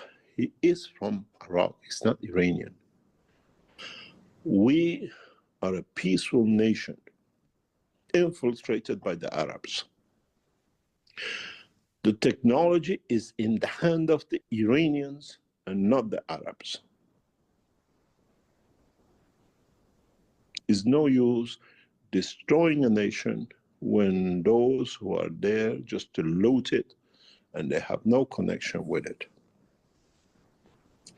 My voice recording instruction to Ayatollah Khamenei by mistake or by will for a very short time appeared on the Malta Keshe Foundation Knowledge Seekers.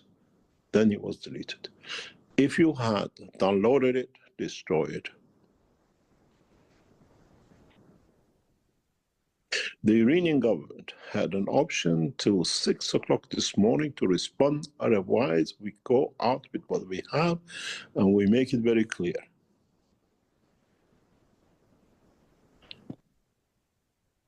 The Iranian appointed leadership to be are not Iranians. They don't care about the nation of Iran. Gets nuclear, get bombed, and the rest of it. The technology is in the hand of the scientists at Sharif Tehran University, Iran Space University, which are all Iranian, pure Iranians. The nation of Iran. If anything happens to Iran, the Iranian nation, the Iranian scientists will release the technology above nuclear to every nation on this planet. Mr. Arakchi, you're negotiating in the next few hours with the Americans. You were instructed what to say and how to deal and open the door of plasma technology and cosmic ray technology, which Iran is proud of, to the Americans to understand the knowledge of nuclear. The reason we say we don't make it because it's obsolete. My call goes to Ayatollah Khamenei of Iran. Your term is finished if this is not done. The same to Mr. Replacement and his brothers. If you understand, Mr. Larijani's father was Ayatollah who came with Khomeini, and the 4 sons wear the civilian clothes, the 5 sons, and they're exactly the replication of Rothschild family, but they use the Iranian nation to siphon billions out of Iran. So we see the same game is being played, and he compared it to the replication of the Rothschild family. They have no blood in Iran except cleaning a house rich with culture, rich with wealth, and rich with knowledge. I informed, and the recording video will be released in a future time, that this will go out. If you have access to the White House, if you have access to any American negotiation, we ask the negotiation to be moved out of Geneva into a safe position, and we asked where to be. We were told that your points will be discussed on the negotiation table in Geneva. I was told part was discussed last time. We moved the position of Ayatollah Khamenei of Iran from no nuclear material negotiations, except we keep to what you see we have.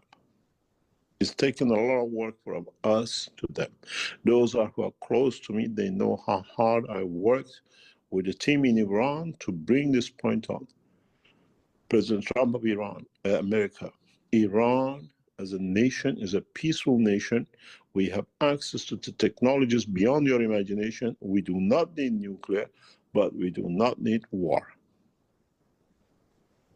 My recording of my voice to Ayatollah Khamenei, as I said, some of you know, you informed me by mistake was put up Maltese, and we immediately deleted it. We have run everything in the background. Many of our decisions became part of the Iranian government policy, and today inform the White House. If you have any of you in any shape or form, put it on the social media. None of the negotiating team sitting across the table with the American Geneva is Iranian. None. And of course, that's why I wanted to play this again, get it more into the public domain and get this point across that I think, as he said, this can still be used in further negotiations, I think, as time moves forward. Not even our leadership, not Mr. Larijani, not Mr. Arakchi and the rest. Negotiate with the Iranians with peace talks, not with guns. And we open the technology that is in the hand of the Iranians, not the Arabs, in the name of peace.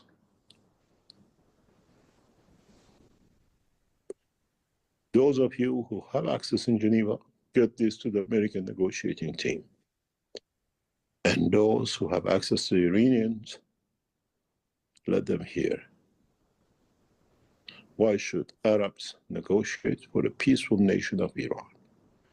Talk with us, we negotiate as Iranians. No need to kill and no need to create mayhem for a nation. Thank you very much. We answer any questions. Okay, I did want to cover the first question, but due to the time factor, I think we're going to go and continue to create the Dome of Peace.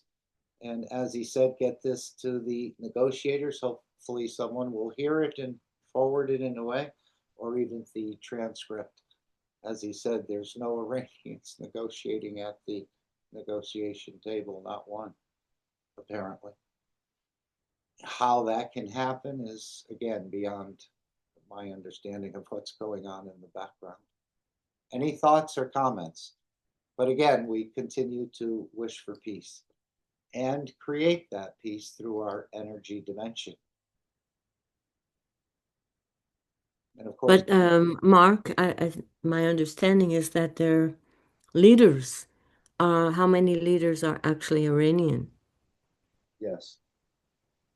So it would be maybe ambassadors that would have to be present. Yeah, I don't know why that sort of got jumbled up that way, but that's politics, just like making sausage. They said you don't want to see the process. But they're there to collect, to fill their own pockets, not in the interest of the nation. They don't care a hoot, I think he said. But what I don't understand, I thought the negotiation was going on, and somebody came out before the bombs went off that the Iranians, they don't want the nuclear weapon. I think it was in line to what Mr. Keshe was saying. Either I'm missing something, but the negotiators came out to say something like that. But then, Trump went ahead. Yeah, as So, yeah. gone past the nuclear already, so they don't even need it. He said you can take all the centrifuges and everything else. They're already past that. So, but Yeah, that's similar to what the guy was saying. It was all over the news. But then it was, I guess, maybe they intended to do that all along. yeah, no, it seems like, again, they have a policy for the public consumption and one that they discuss privately. So it's, yeah, it's just a mystery to me how it gets so tangled up. And Yes, but it's all about the incomes, what goes in their pockets. That's the only reason. right, and if you find that what Mr. Keshe said when he stayed at the Vatican and with the Monsignor and the rest and pointed out the poverty around the Vatican, and the Monsignor told him, we're here to collect, not to give. So apparently these peace negotiators are in the same position. They're just there for their pocket.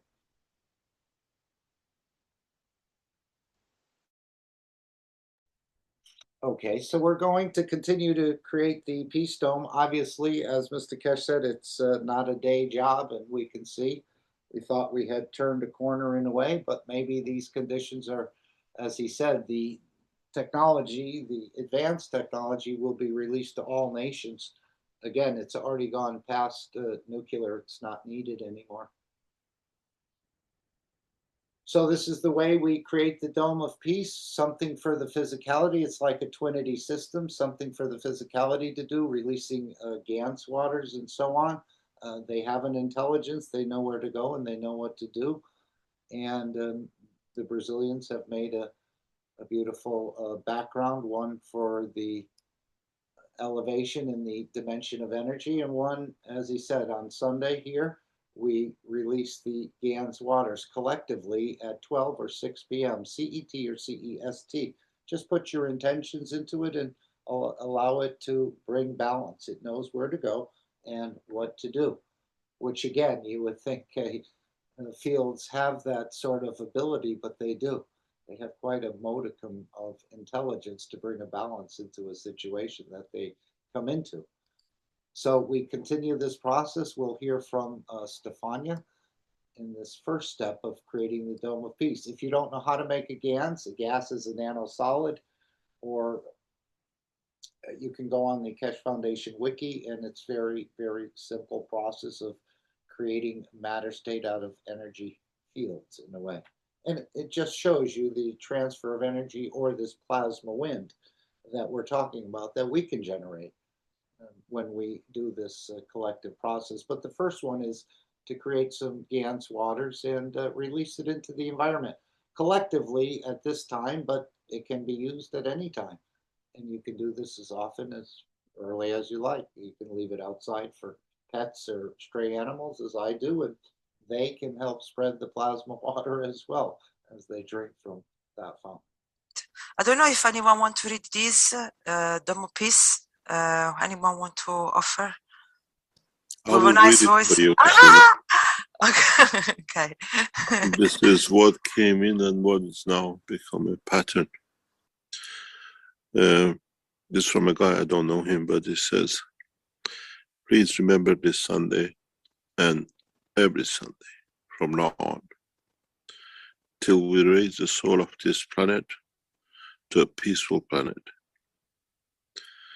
Keshe Foundation knowledge seekers worldwide will spread the gas waters around the world at 12 p.m. Central European Time and or 18 p.m. Central European Time every Sunday at the same time as they choose which time to suit them. Thank you for participating in this greatest movement by the soul of the man to bring about the peace on this planet as the permanent feature of the life of this planet. Okay, so as we said, nobody fails this test, but it's not a day job either. So we need to continue this process, this twinity process, something for your physicality to do. And now let's switch to the energy dimension, which it should be just as natural. For some reason, something has happened here. Let's just see if we can get this. Shweta is going to introduce the second step, is where we collectively use our energy dimension. Again, working in the physicality won't get us too far. It takes a lot of work and you won't get access. But through the connection of the soul of the creator with all the created things, we can elevate the soul of the leaders through our emotions. And if the soul decides to pick it up, we'll see a change in the physical dimension or emotions of these leaders. So we're not elevating the leaders, we're elevating the soul of the leader, which you can do at any place and time. Let's see if this plays. There it goes. Thank you, Shweta. Thank you, Stefania. Anybody wants to read the Dome of Peace? I mean, Beautiful Souls. Anybody? Here? Okay. I'll read this beautiful presentation of Dome of Peace. And the Dome of Peace is already here. All the knowledge seekers, truth seekers, lovers of humanity has built it in a way, spreading the guns, loving each other as shareholders.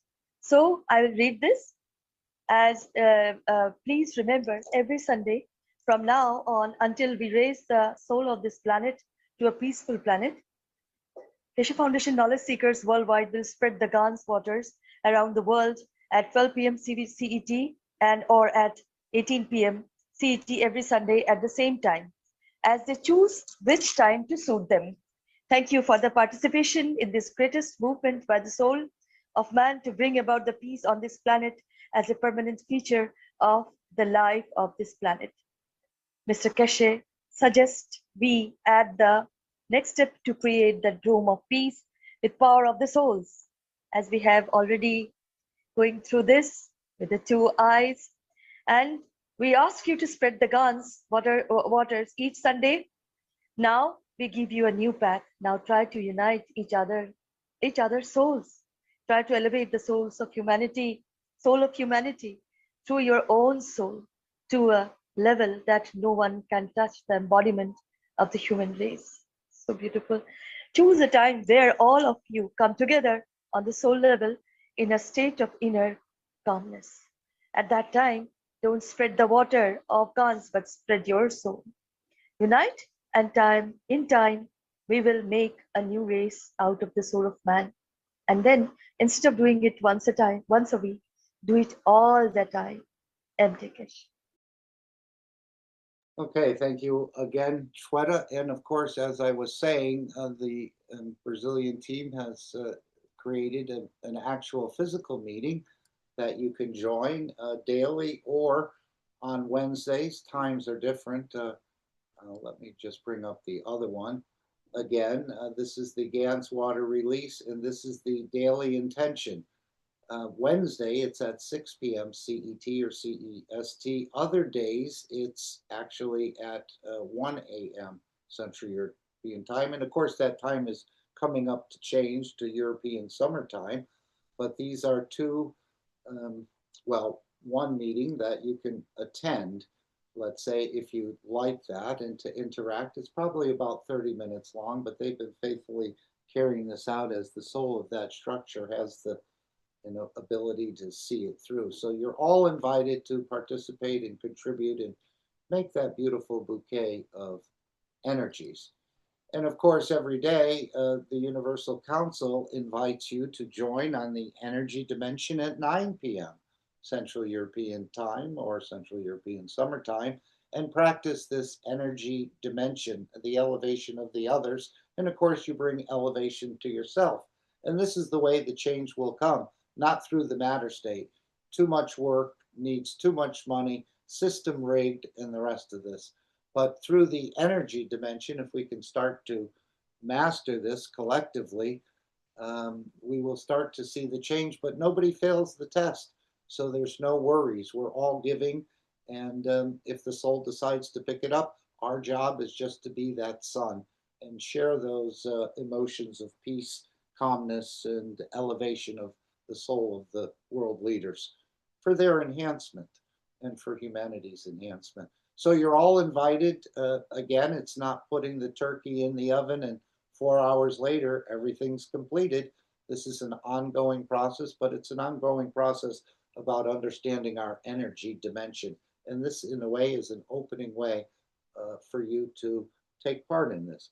So let's just run through a typical 1-minute exercise of collectively joining in a state of inner calmness to give our emotions in a way that we create within our own structure to your world spokesperson or world leader or any one that you want to put in that sort of balance. So let's just take 1 minute as we usually do. Again, every day you can join this. You can take a nanosecond of your life, a minute or whatever, and join with the others. And the beauty of it is there's no judging and no one fails this test. So let's just go through it for 60 seconds. Again, your physicality can be working, walking, driving, cooking, doing something else, but your energy dimension is focused on this. And of course, we know we operate in both matter state and energy, but the energy dimension has been a little bit awkward for us. And now we're starting to become somewhat more comfortable in understanding what this energy dimension is and that we're part of it. And this is where the creation actually starts to take place. So let's just take 1 minute and we all join collectively to give a beautiful bouquet of universal fields and energies to these souls in need, which we call the world leaders or world spokespeople. Okay, we'll begin now. 1 minute.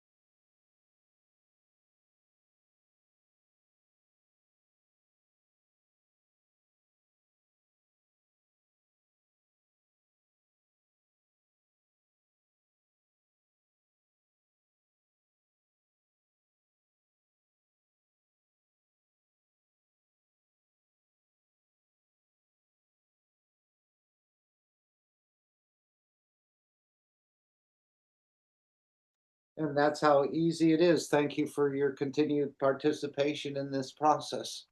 And Alex is ready, more than ready to come in. Thank you, Alex, for being here and taking us into the next phase of the study of the universal plasma knowledge, which is part of us. We're using it every day. We just haven't fully understood our own structure and the structure of creation. So thank you for continuing to share with us, Alex. Well, thank you for bringing everybody together here.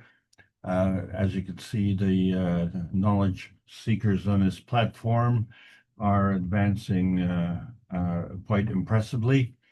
And we see the challenges ahead and our responsibilities ahead. So as this is the Keshe American Knowledge Team meeting of 2026, it was also represented here by many people on the world stage. And this is what we need. So we have big events that came on Thursday, supported by the Brazilian team on Friday. And here we are on a beautiful Sunday, trying to bring peace and prosperity to this planet. So let's get some business happening here, and we shall begin.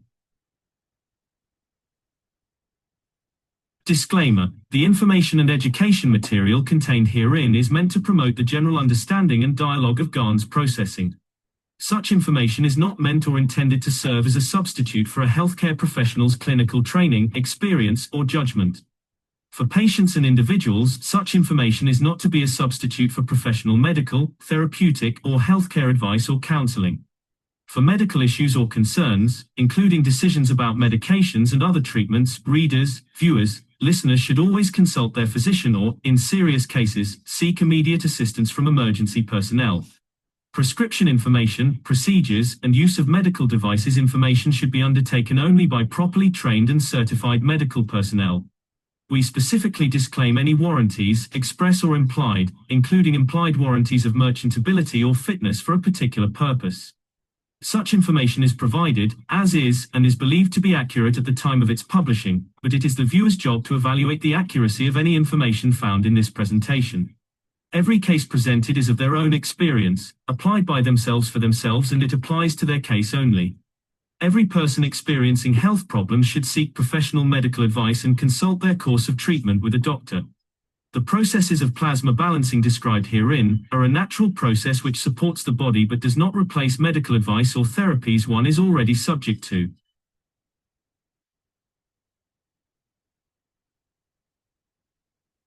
Good afternoon, everybody. Welcome. This is the Keshe Foundation Spaceship Institute Teachings on Plasma Science. We are still in the intermediate Picotech series. The discussion today will be on beacons. My name is Alexander. I am from Canada. It is the 1st of March of 2026, and this is part of the Keshe Foundation North America Plasma Education Series.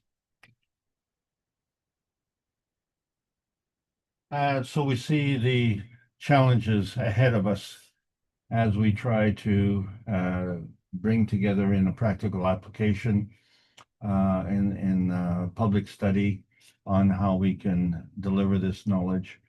And at the same time, we see the long road behind us.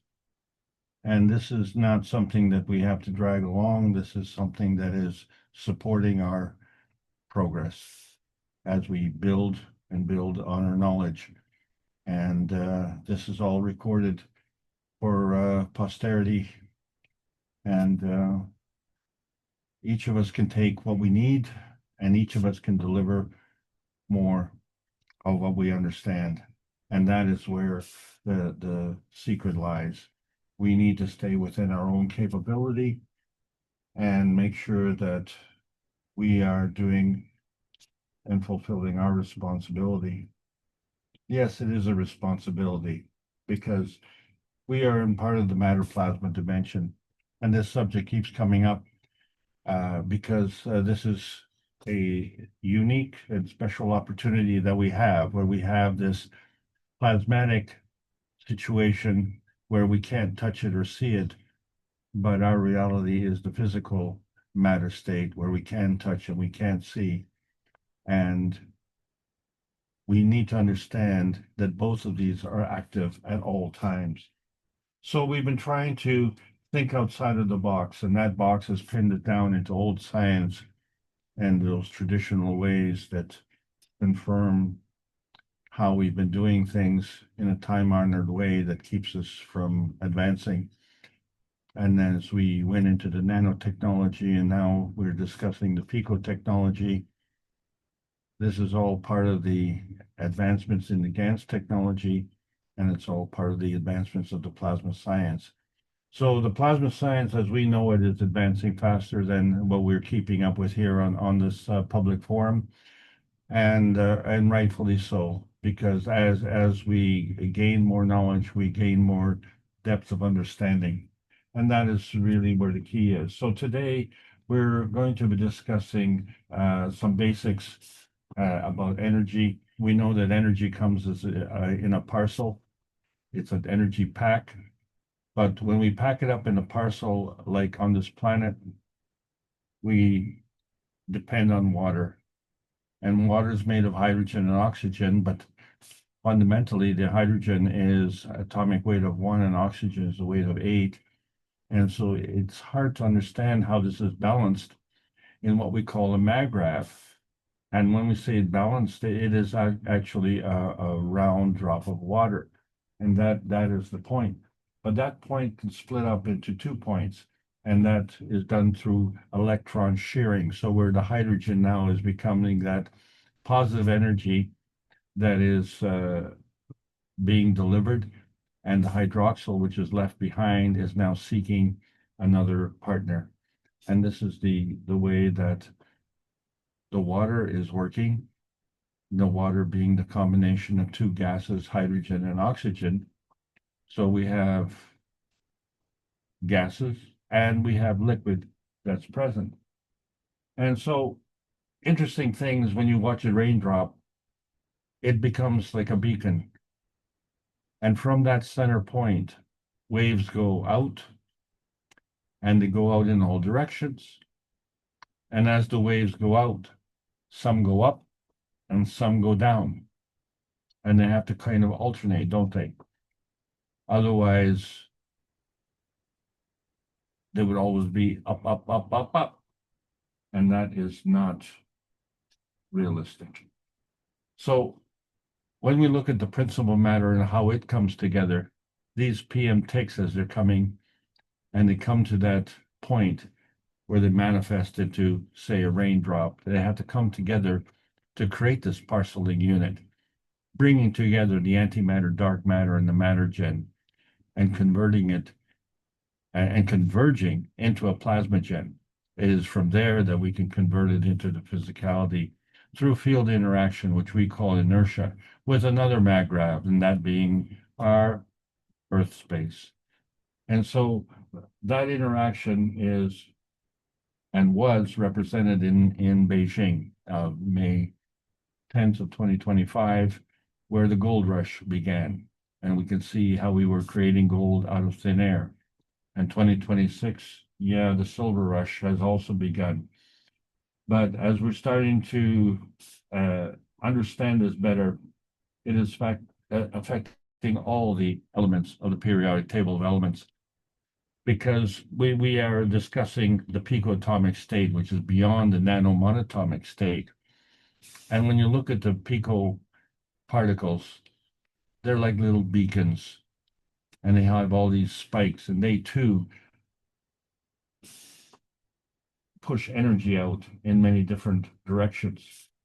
So that is from the microscale. And when we look at the universe, we look at the transmutation highway, which is the macro scale. And so there we are in between on the carbon-12 highway, which we refer to as the transmission highway. But there's a connection, that's the carbon-14 transition highway. And then there's the transmutation highway, which is more powerful even still. And the fact of the matter is that we can enter into these highways with an on-ramp, and we can exit with an off-ramp. But we have choices now. We can go up or we can go down, and we can go from side to side, just as we do on this planet. as we drive maybe on the Karakoram Highway, where we have to drive a crooked mile just to go a straight line. And if we don't, we won't be doing it in safety. So this is part of one form of transmission. But as we see how the zigzag goes back and forth in the magnetical zig and the gravitational zag, you've got the combination. So this is what we say, well, one goes up and one has to come down, or as they say sometimes, so above, so below. And we call these frequencies. And if we look at a sine wave, we just see it in singularity. But if we have multiple sine waves, we can see them in duality. And we can see that there's many points of interaction. And then we can modify them by modulating the wave, by increasing its height. Or we can blur the vision by seeing it in duality and coming together from different angles. All of this is basically trying to represent what Marin Tevakoli Keshe is trying to describe in book number 1, the universal order of creation of matters, where we're bringing together the antimatter, dark matter, and the matter state. And it comes together and converges into one point. And that point came from somewhere and goes to somewhere. And that's why book number 2, we talk about the structure of the light. So that light has to go from one point to another point, and therefore the light itself becomes the connection between those 2 points. And then in book number 3, well, here we have the origin of the universe, where that one point splits up into these 2 points. And so, as we said in book number 2, there is a connection between those 2. So all what we see is our man's universe, which is our little tiny perfect world. It's not that the man's universe is a tiny perfect world. It's that speck we call Earth space, which is that tiny perfect world. And not even that. It could be our condominium, our little cave in the sky in some building. And we call it modern living, and still ignore our sister universe, which is the rest of the universe. So we find that in the rest of the universe, the members of the Universal Council, along with Rick Crammon, are trying to engage with the rest of the Universal Council for 419 weeks using the One Planet, One Nation, One Race for Justice and World Peace every Tuesday, trying to bring together all the Universal Councils together into a peaceful and harmonious interaction. But here we are on our Earth space, and we are the fallen angels. It comes through falling through weakness. And in that process, scientifically, we increase our density and increase our pressure. And of course, we increase our gravity. But all that is our increased dependence on the Earth space feeding. But there is an internal pressure that comes from the Gans fields. And that pressure not only balances out the angular momentum, because that is conserved, but also balances out the forces that keep us alive. So our failure to understand this duality, we see it as a kind of confrontation where we have duals as duality. And the energy that is manifest comes about generating heat through friction. And then, of course, as our hands come together, we can clench our fists, and that can manifest into fighting. So this is why gentlemen like to shake hands and come out fighting.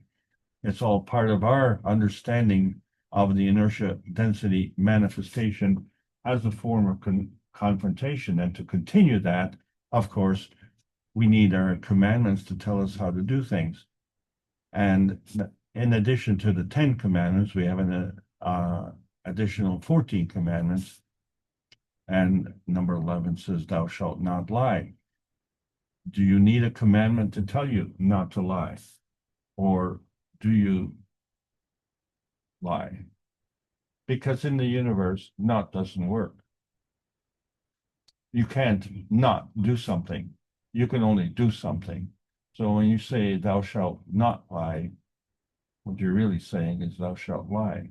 And so we've gotten into this energy bind of self-serving requirements that's our personal dimension point, me, myself, and I, and that's our focus point as we bring together all this energy. Unfortunately, we rely on it at the expense of others. And how we do this is ranging from everything from just emotional abuse to physical abuse. And it all stems from lying, cheating, stealing, and killing. And in that way, this energy that we need diminishes. And so we're bringing together the Universal Body Enhancement Spaceship units to give you the vitality enhancement that you need with both your emotional and physical sustenance. And this is something that is important to do for supplementation. But if you are continuing to leak as a loose leaker, then you have continual demands on supplementation. So it's a two-step process. Stop the leaking and start the supplementation. And so we can bring together more of what we need.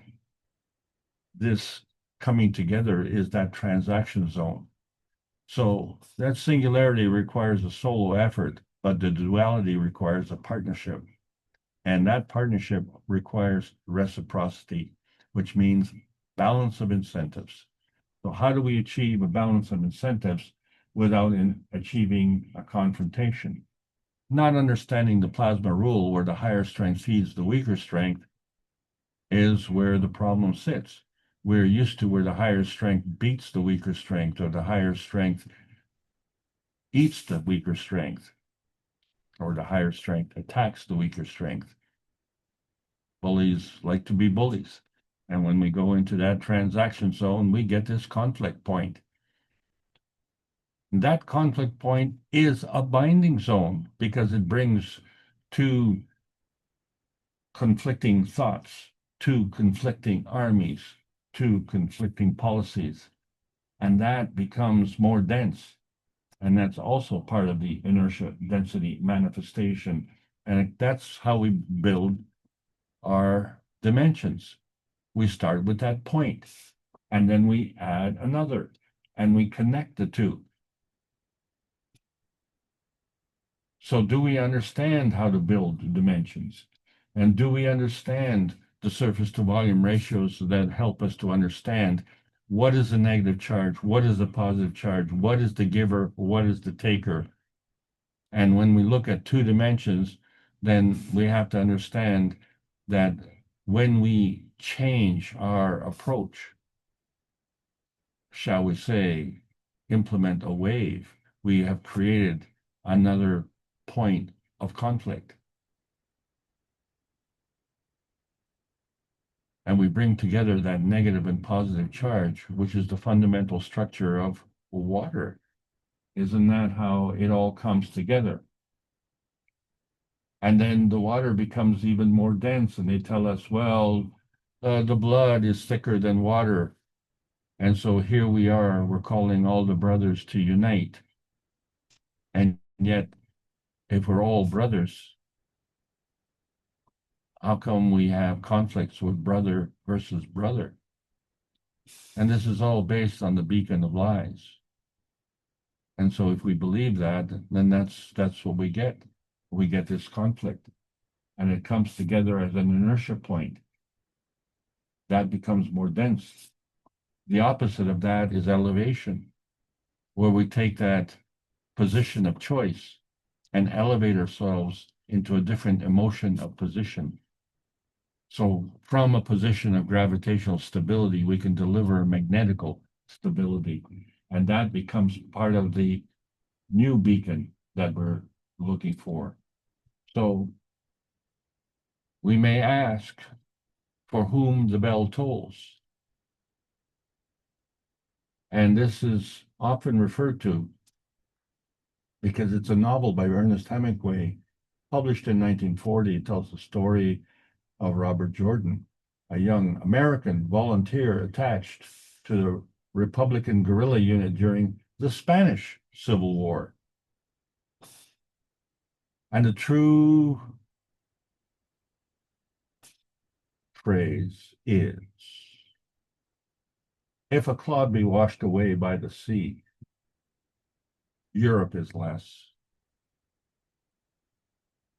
as well as if a promontory were, as well as if a manner of thy friends or of thine own were. Any man's death diminishes me, because I am involved in mankind, and therefore never send to know for whom the bell tolls. It tolls for thee.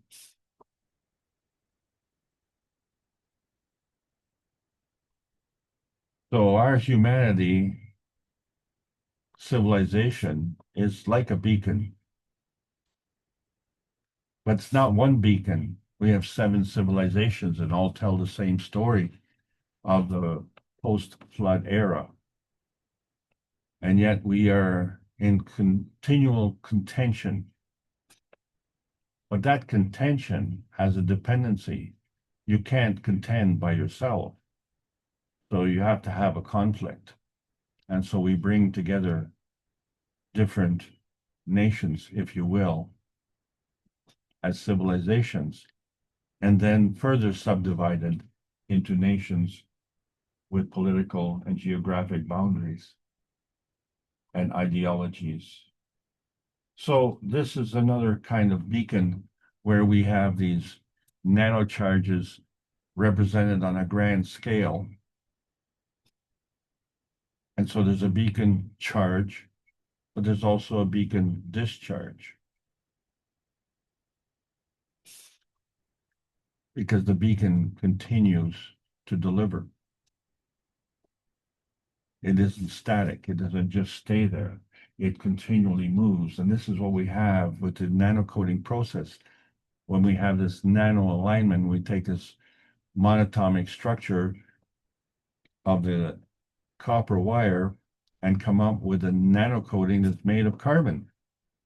And that in a nanocrystal, is once it gets aligned, allows for continuous flow. And so when we say there's a continuous flow, there's always a charge and there's a discharge, and there's an upness and a downness, and the wave goes. And that's just on one layer. And then when you have the nanomonatomic layers nesting on top of each other, in between you get these nano gaps. And so that becomes the beginning of the star formation structure. And if you look at a tetrahedron and describe it with the 2 index fingers, point them together and rotate one hand 90 degrees, and link up the tips of the fingers, you see the star formation, and you see the orientation. You have the gravitational base and the magnetical tip. And so we have a direction, and this is always, in fact, everything has this format. So when we made the first reactors, the obsolete technology using rotating balls, each ball with its GANs had a field around it, but they all kind of worked together. And we saw that in Beijing. We set up not only the rotating balls on each platform, but we had pairs of rotating balls. So we went from singularity to duality. And in that process, we had a dynamic reaction as all the fields interacted. And so we have this coming together of these nanostars through these nano layers, and they create a superconductor at room temperature. And the difference between the animate and the inanimate is more than 3 in a chain is a polymer. So each star is like a fragment of the complexity. It has its nuclear feeding inertia. It has its gravitational stability and also its dimensional portability. And the coming together of the 3 fields, 1 + 1 + 1, is more than 3 because you still maintain the 1 plus 1 plus 1. And now you have the solution and the product, but it continues to add to it. And as we continue to add, we start to understand our plasma matter dilemma. Because when we see our atomic state and our nano state and our GAN state, and each of them in balance, and each being able to get this energy transfer in between, but we see that the continual deliverance of the 1 plus 1 plus 1 is the plasma state. And this plasma state is part of the matter state. It supports the physical state. So the physical state cannot exist without that. So each of the contributing fragments show you a clue of how things are either converging or how things are diverging. And there's always the two sides to it. And so you see that there's always an interaction as you continue. And the convergence being the gravitational and the divergence being the magnetical. So when we look at the subject of, for instance, gene modification, the adaptation to this understanding is confused. There's a disruption or it's an alteration. Is it enduring or is it reversible? Well, remember, we're talking about the physical state, the inertia state. So we are talking about the product in the matter state that comes together from the physical, supported by the plasmatic. And we see this in our fatty acids. So here we have a saturated fatty acid with a water-soluble end and an oil-soluble end. And the connecting carbons form a direct line, and they're balanced with the hydrogens on each side. So it forms a straight line. But if we give, like the water does, give off the hydrogen, we create a bend. And that leads us to the alpha-linolenic acid, which is actually slightly alkaline. We call it omega-3, 6, and 9. And in that process, we produce oxygen. And when we get 3 of them to come together, we produce water. And so this is the functionality that happens within our cells. And so our cells, each of our cells become a beacon where we have this gravitational core sending out a message magnetically, what it is with respect to everything else. And so each cell in our body is part of the whole. It's part of the fragment. So this is the beacon of life.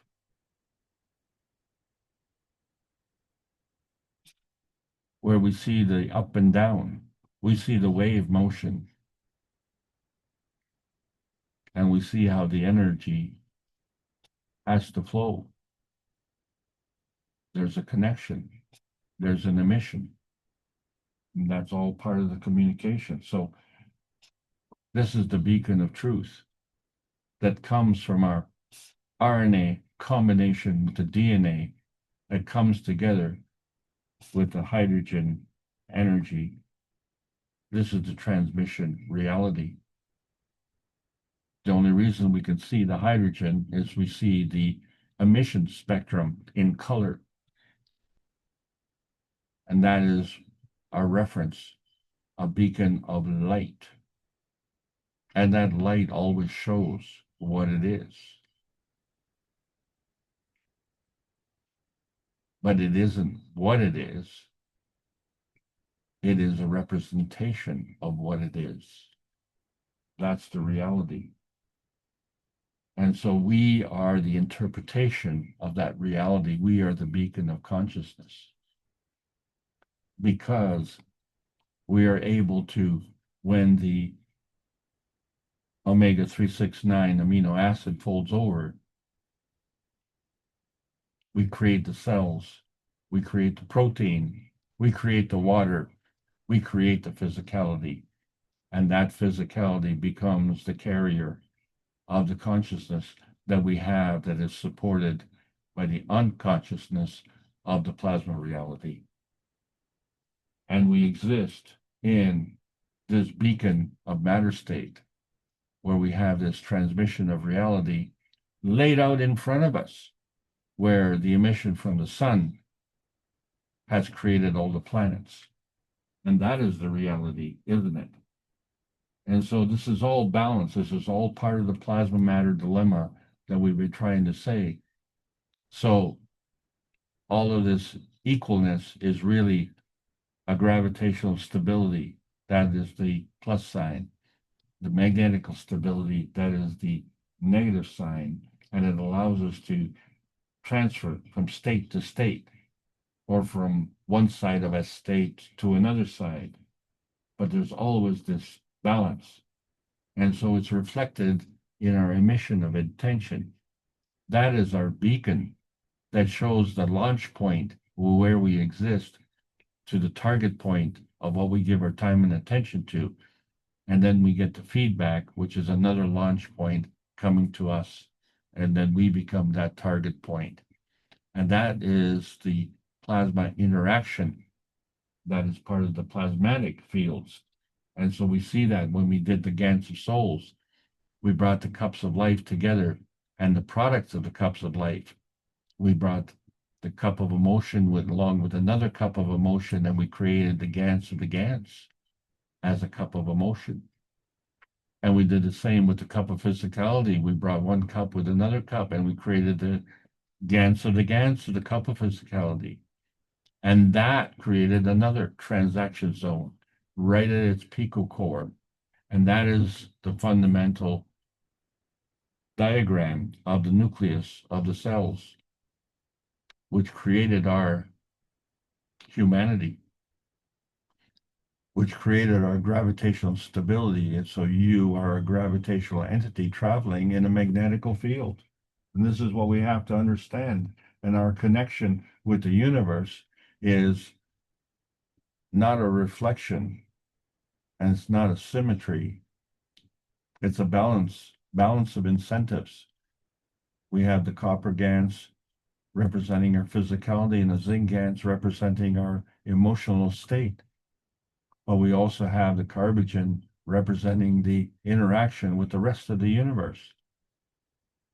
And the language is love, because the language of love is not something that you can grab onto.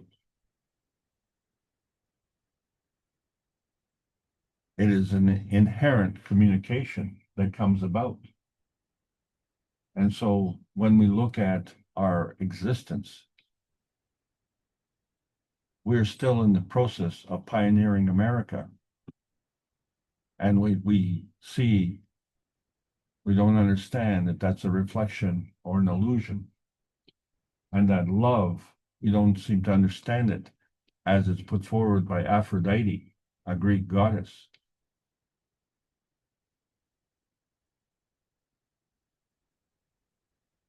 So our understanding needs to have more clarity. And the rule is that what we see in the matter state is coming together from 3 dimensions, supported by a plasma reality. That plasma reality in turn is supported by its plasma reality. So this is why we have these multiple turning points, because that's what creates the stability, the equilibrium that we get from the cosmic rays. It isn't just a one that can either be absorbed or bounce off, but there has to be a gravitational substructure, a coming together of all the fields, and then the interaction of all the fields. So that complexity gives us the stability, and that's what we're seeing when we create this plasma. We get these star formations where we have one connected to another.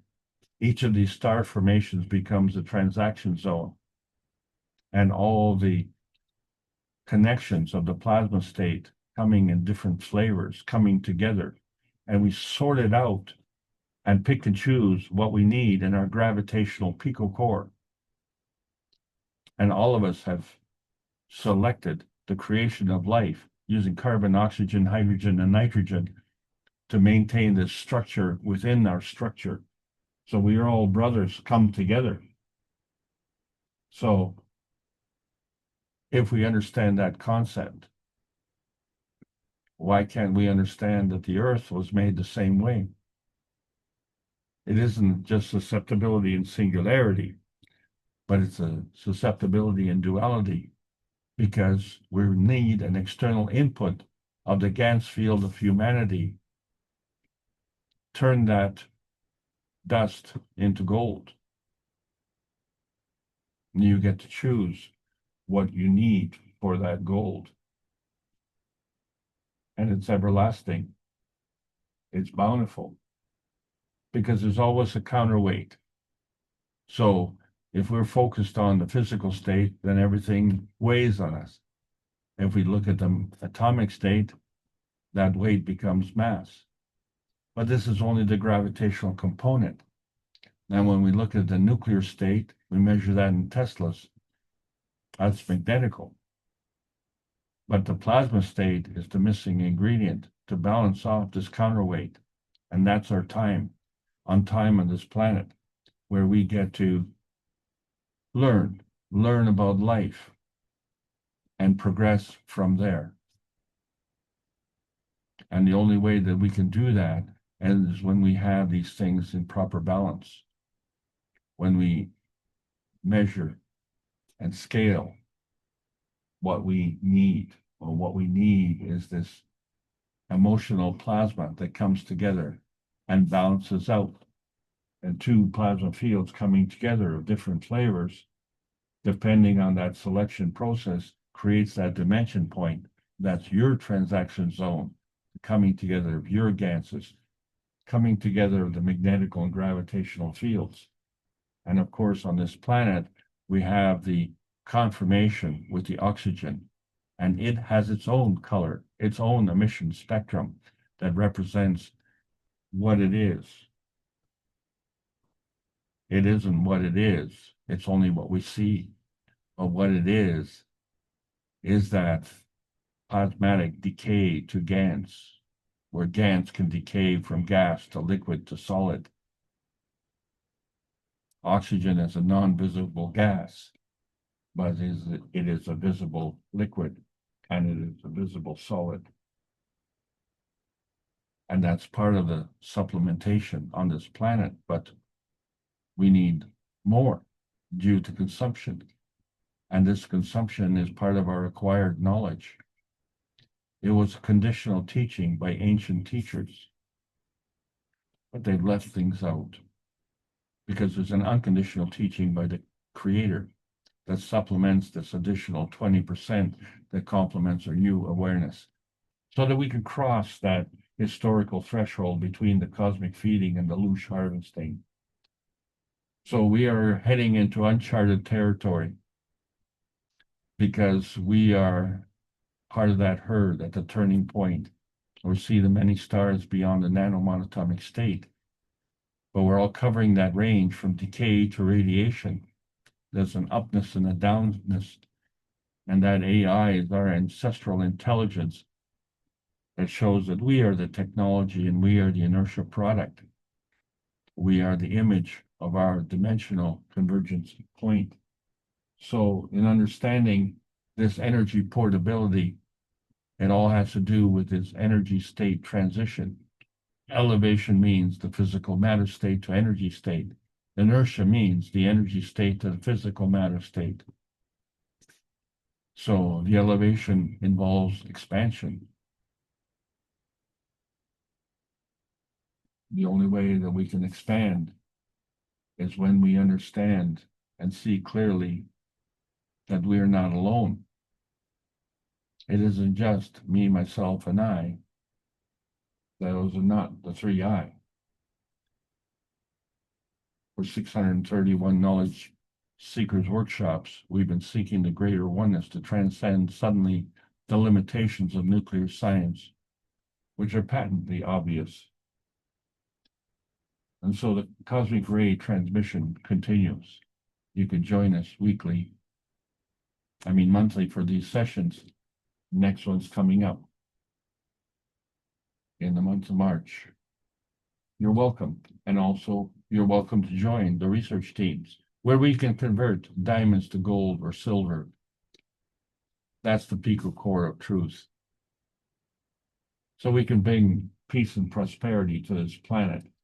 So we understand how we can facilitate a scientific rescue by opening the blinds, one nation network at a time. That time is now. We can see how the frequencies of life are embedded within us and how they reflect and how they manifest. But we also see that huge gap, that abyss, that crossover point, that threshold where we refuse to cross that line. That line is our beacon of hope, the peace dome, where we give and take. But where do we do that? We follow leaders. Well, who does the leader follow? We choose our source of inspiration. What is that? That is the mission of the universal community, and we are part of that community.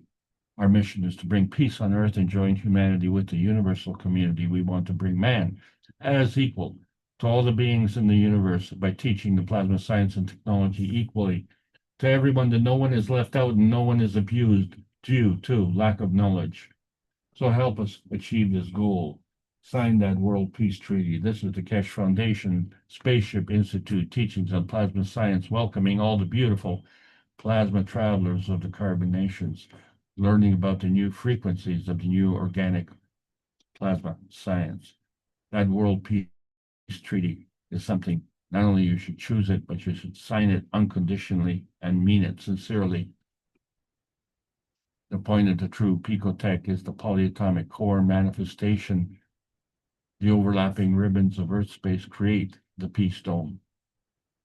Is the inertia of the present governed by dimensions of history? Or is it time to learn the history of self in a universal context? The picostate silently explodes as a peaceful superconductor. And that emission carries the beacons of hope that carry the emotional strength that transcends the matter, plasma, and universal state. So the plasma science needs to continue to be enhanced daily via that peace dome in a practical exchange for peace on earth. We keep repeating ourselves because we want to welcome you to the new golden outer space age. Thank you for letting me present. I hope you enjoyed the trip. Okay, thank you very much, Alex. Very good. And let's see if any of the participants have any questions they'd like to raise or points they'd like to bring us or share, fields, if possible. I know we were talking about delivering the knowledge, but perhaps we're going to deliver this tapping in idea rather than the actual knowledge, that everybody can tap into what they need. That way they teach themselves. There must be a technique in a way to tapping in some finer points that we haven't understood. But if we can, rather than teach the knowledge, if we can teach people to tap in, all the knowledge apparently is there. We just need to tap in. So this may be a way of teaching, not per se the knowledge, but the way that you can tap into this knowledge of whatever you'd like to tap into.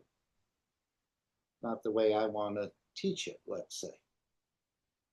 So this will be a bigger freedom part of it. I'm just making a statement. I don't know if anyone wants to comment on that, but perhaps this will save a bit of energy if we can teach others how to tap in rather than teach them the knowledge. As we understand it, and as I understand it, we haven't understood quite a lot of it. But this tapping in process may bring a more thorough understanding. Just a comment. Anyone else have a thought or a question?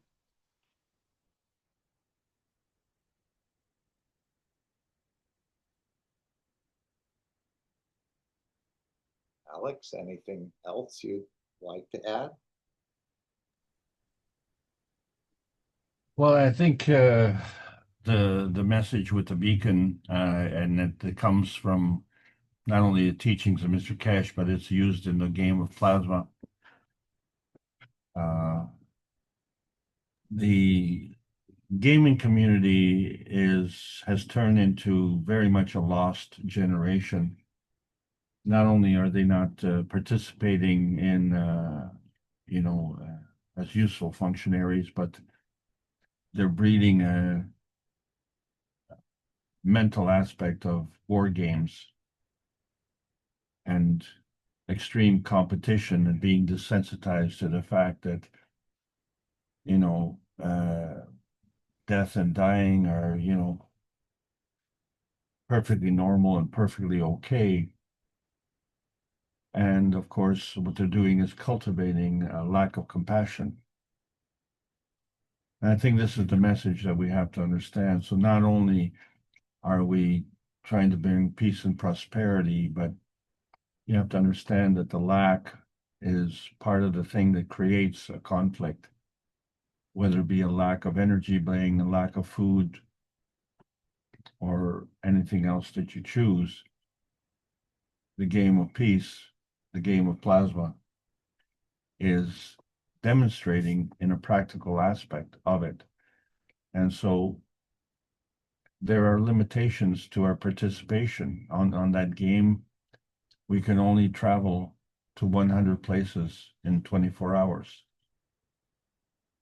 So this is contrary to what so many gamers are doing 12 to 18 hours a day, sometimes 24 hours a day, foregoing their health, foregoing their diets, foregoing their socializing with the rest. To them, their war games are their social world. So by practical applications, we may become better teachers, but we're also providing a fundamental thing here where we are emphasizing patience, emphasizing our education. We learn about the countries we go to. We learn something about the countries themselves. We see their proximity on the planet. And as we repeat and repeat and repeat, our knowledge becomes part of our common language. And we start to see how small our planet really is. And how when brothers are called to arms, which brothers are you referring to? Because we're all brothers. So, the convenient truth is that the war games are fun. But the real truth is that peace and prosperity is more fun. As the famous quote from Pearl Bailey said, "I've been rich and I've been poor. Rich is better." Back to you, Mark. Okay, perhaps I'll just show the game that you're referring to.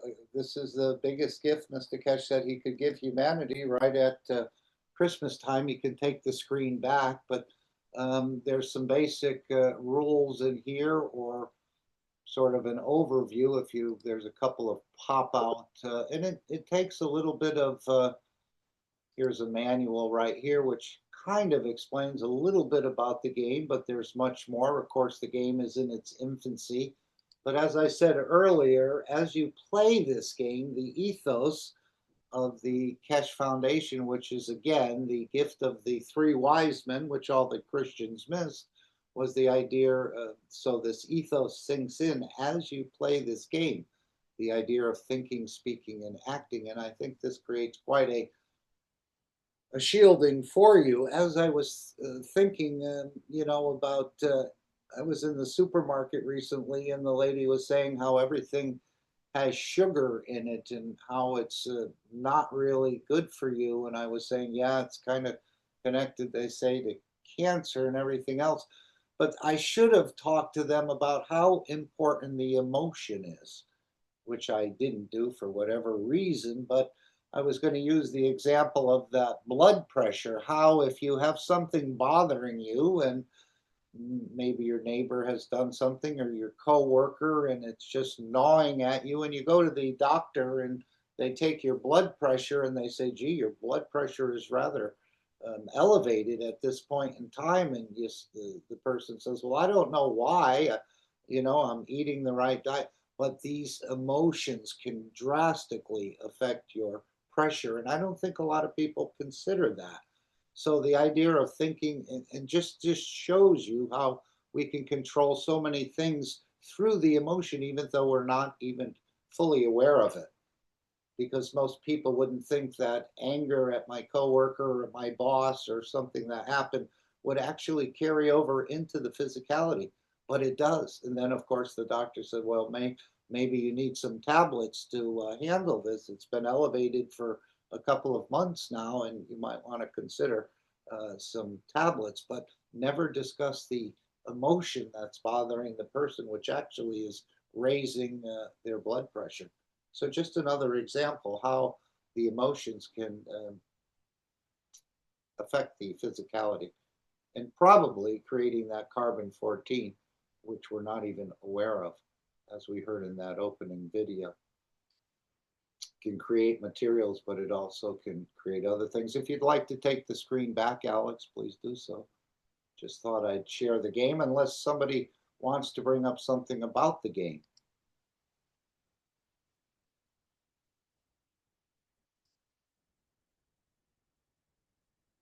But this is the alternative of the One Nation network that we talk about. And there's a program on Tuesday called One Planet, One Nation, One Race for World Peace. And this is actually the virtual system of that One Nation. We see an association is being set up. Perhaps I'll put that in the chat as well. KesheFoundation.at, where you can become for €1 per year a member of an association, which is all tied into this.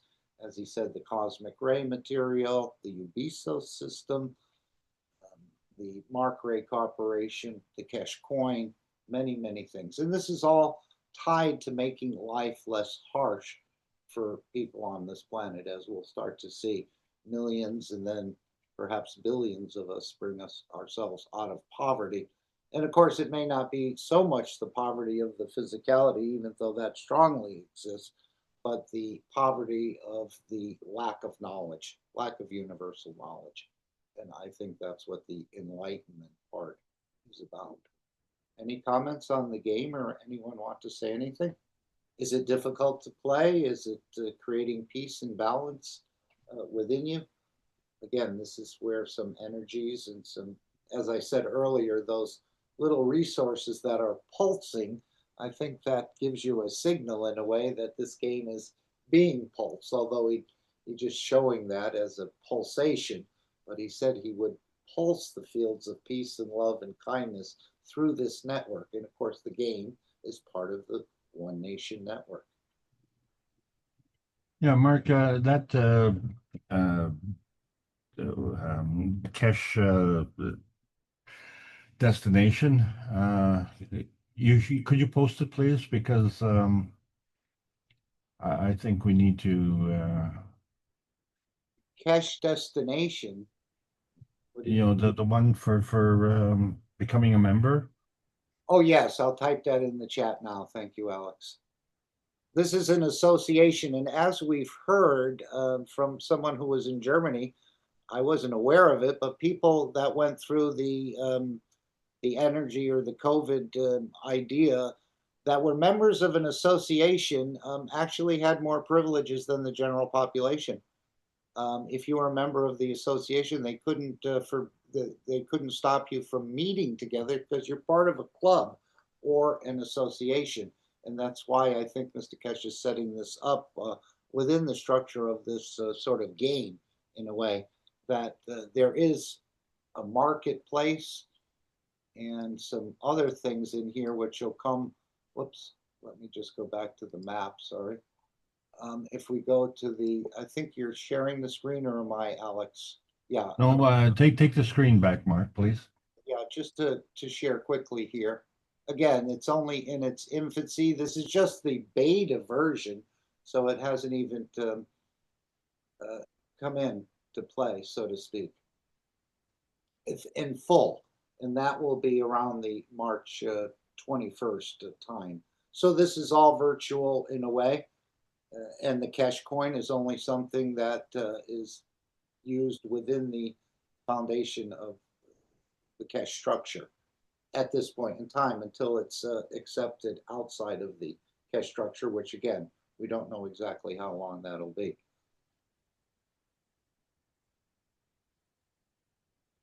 So yes, the world has gotten smaller. I'm quite a bit more comfortable with different places, especially when I hear of people talking about Bhutan or Malawi or Bangladesh or China. I could recognize in the past, but certainly the world has gotten smaller for me in a way. And of course, the transmutation is the preferred way to move in this game, where you arrive instantaneous. Maybe the Universal, some of the ones in the UFO will start playing this game and tap into the way the creator moves without a craft or without a vehicle, in a way just instantaneous, whether it's from one side of the planet to the other or from one side of a universe to the other. And this is the transmutation process we're learning through this game, perhaps.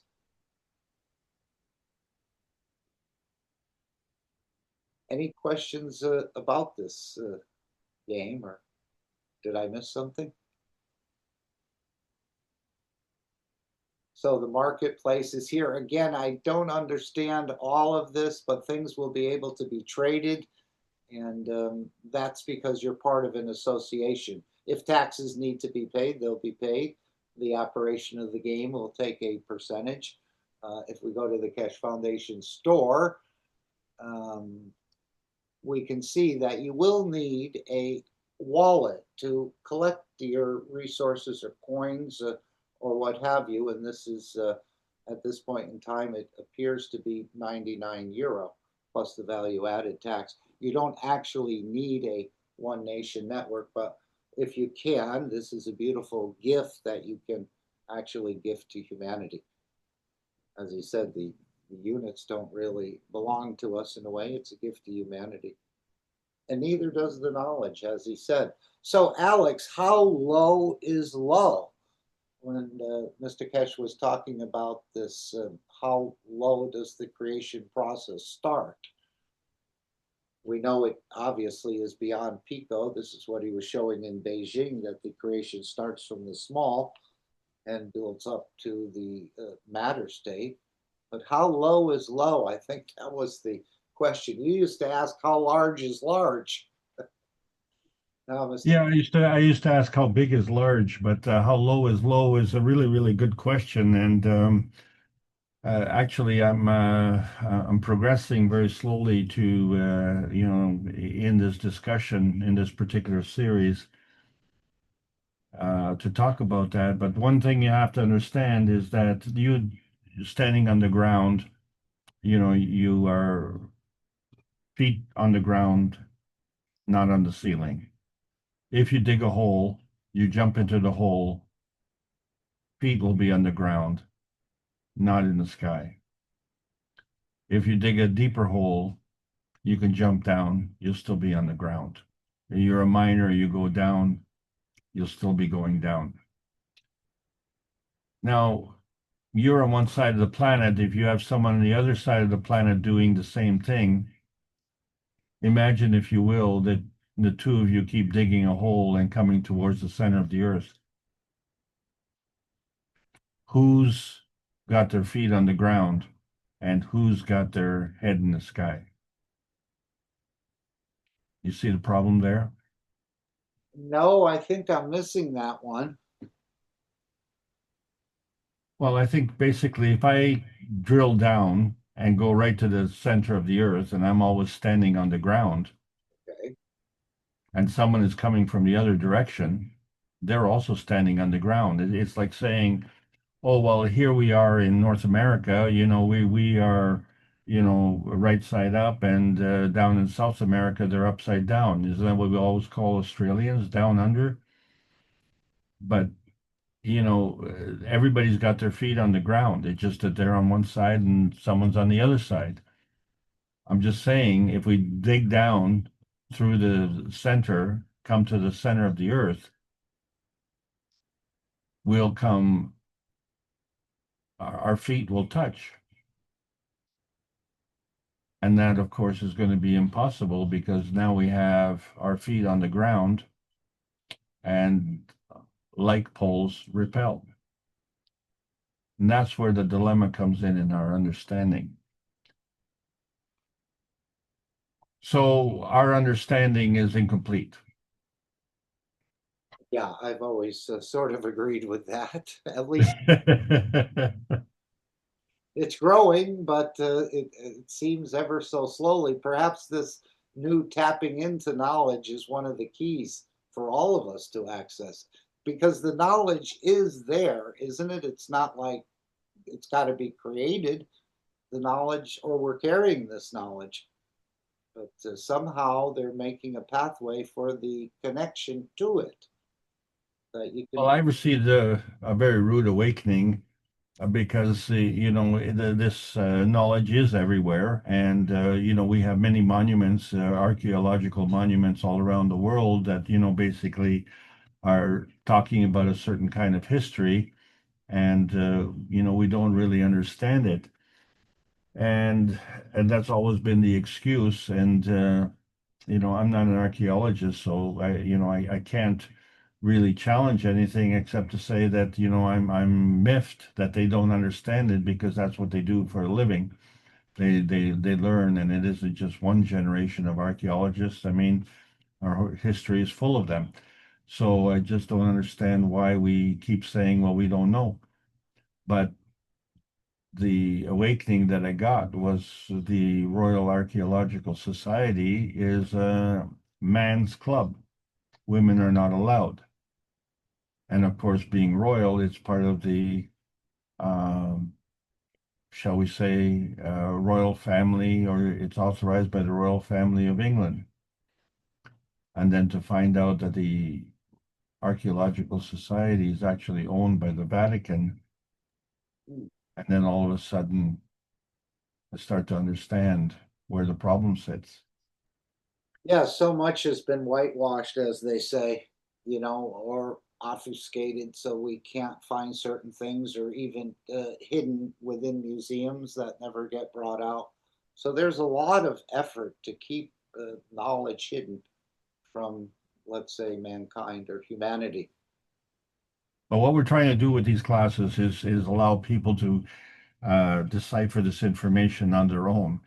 If you understand which way the charge is going, and you understand the coming together of fields, the up and down scale of the transmission cycles, then you can formulate your own understanding. You don't need to be a scientist to figure all this out. You just need to understand how energy is in motion and how energy is always in motion. And then you can hold a battery, but you can't hold that energy. And the only time you can access that energy is when you create that circuit.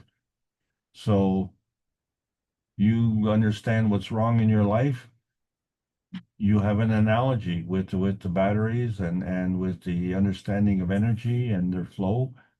And this is what we have to take comprehensive responsibility. We don't need intermediaries and teachers to teach us. We just need to understand the rules of the game. And the rules of the game are the sun comes up and gives unconditionally. So which game do you want to play? Thank you all for allowing me to present, and thank you, Mark, for doing a superb job. And I want to thank all the panelists also for making this such an important gathering. And we are the beacon of hope for this planet, that's for sure. Thank you all.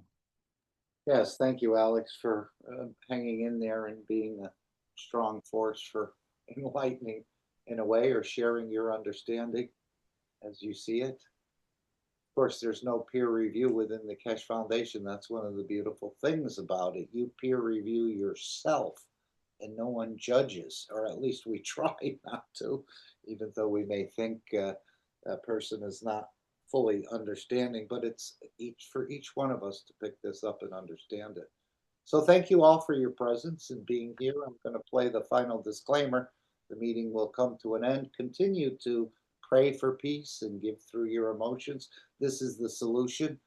Not in the matter state will we find that solution, but we need to create it through the collective awareness. As we raise this collective awareness of the souls that they start to give into this process, we will see the change, because the energy comes before the matter, as we're starting to learn. Anyone else want to add anything else or share any other parts you'd like to share, or something that's your soul is prompting you to share with the others? Feel free. Yeah, Mark, I have a question about the game. Take I'm over in, I guess, level 1, and I went through all the countries. The only thing I can't find is Tuvalu. It's like down in okay. And it won't pop up if that, the bottle will not pop up in there. It's at down by Tahiti, whatever. Right. And I think Dr. Gatwa showed us a way. If this is working, you can go to Tuvalu. Is that the one you were talking about? Tuvalu, yeah.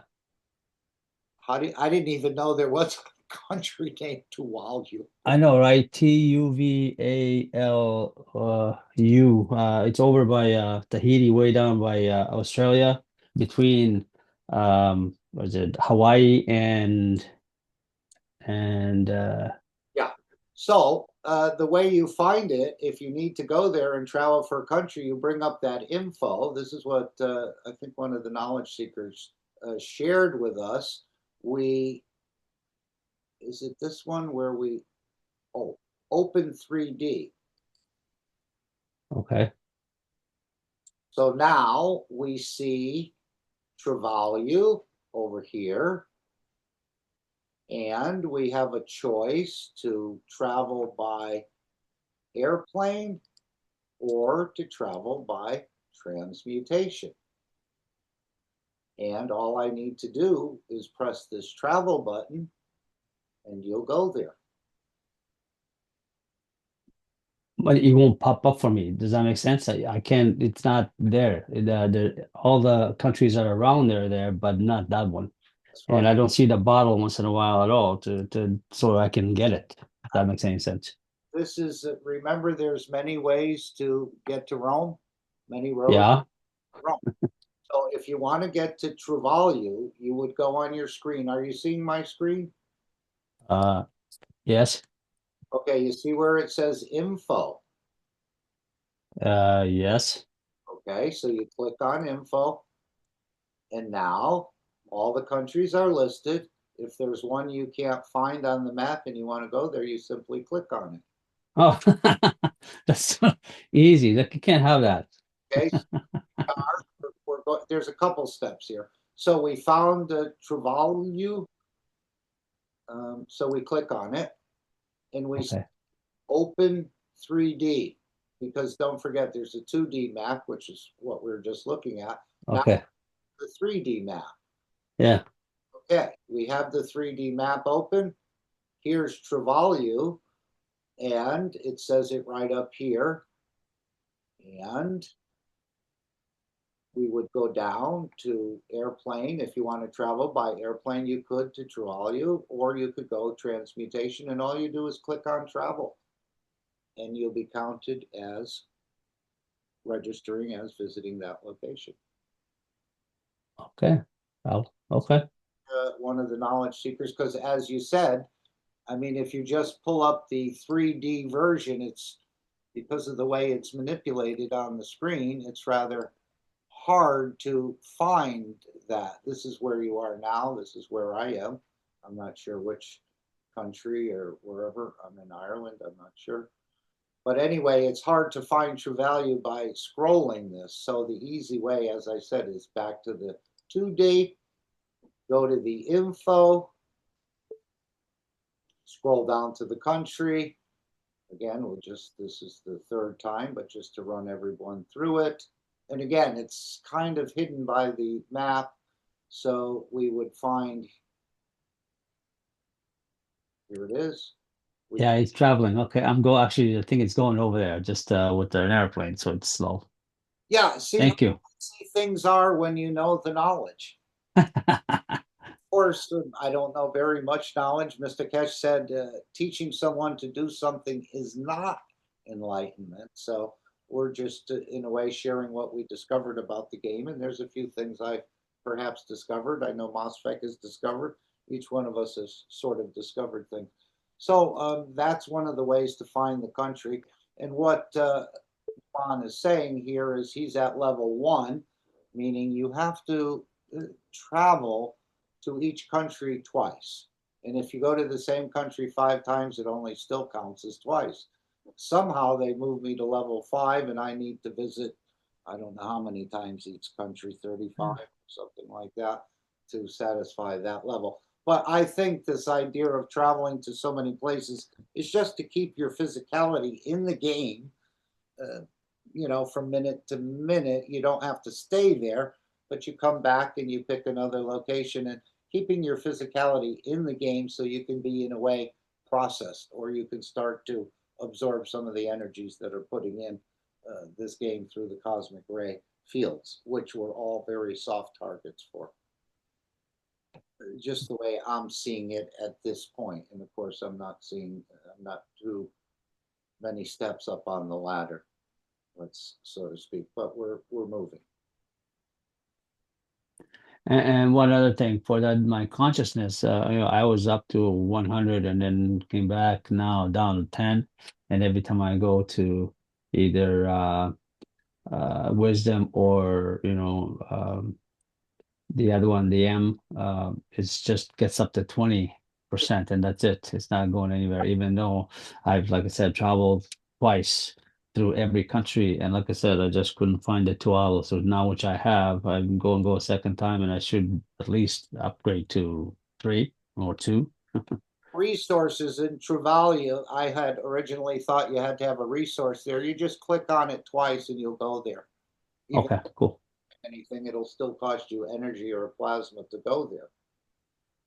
So your consciousness can be increased by, if you have books of meditation, you just add 1. I'm at 100, but if I was at 90, I would just add 1 book of meditation. It would go to 91, small book. Okay. And if you want to increase it, 5. Now, another way to increase certain things by taking the daily quiz will increase your knowledge. Pretty simple questions in a way. Some are not so simple. I don't always get them all right. I don't look them up. I'm just tapping into my own knowledge, or perhaps universal knowledge. They're multiple choice, so anyone could get all of them correct. Even if you knew nothing, you may make the correct guesses. But I'm just taking this out of my own knowledge and background and what I've gleaned, some of the questions. And this adds to your knowledge factor, which is one of the harder things to bring up in the game. And that's why I've been concentrating on the knowledge. Again, you get these books of wisdom, You collect them, whether it's a small, medium, or large, and you can actually gift them to yourself. Here's the books of wisdom, and you can increase your knowledge. I'm trying to get up to the 100%. I don't know if I'll make it by the 21st of March, or even if the game will be finished and released by then, but that's my goal. All the rest seem to come up rather straightforward. Yes, you have to spend time to get your enlightenment up, traveling to the different countries, depending what level you're on, but the knowledge is a very slow progression. But you can bring it up by adding the books of wisdom you've collected, and this will bring your knowledge up. But again, everything is going to change after March 21st. There'll be some major announcements that will affect the life of all of us. And perhaps this is the time, as Mr. Keshe said, that everyone will receive 1,000 Keshe coins, not to be spent willy-nilly, but to be spent within the structure of the Keshe Foundation at this point in time. It'll be heavily monitored, closely monitored, that you just can't go out and do things with it.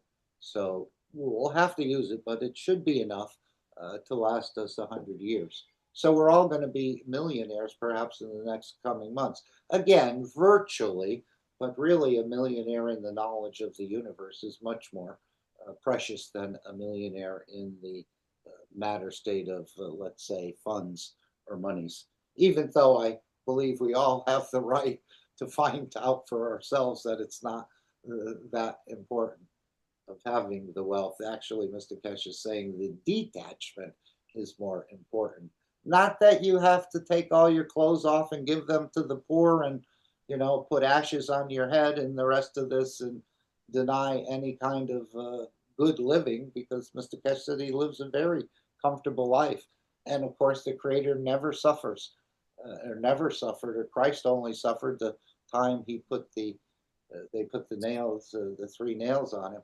That was the only time, and that only lasted. So this is the whole idea of making the life less harsh, as people will start to perhaps acquire their energy for power, their energy for themselves, wellness, travel, and other things through this virtual game, if we could call it that. So it's going to become quite alive as the energy dimension gets introduced.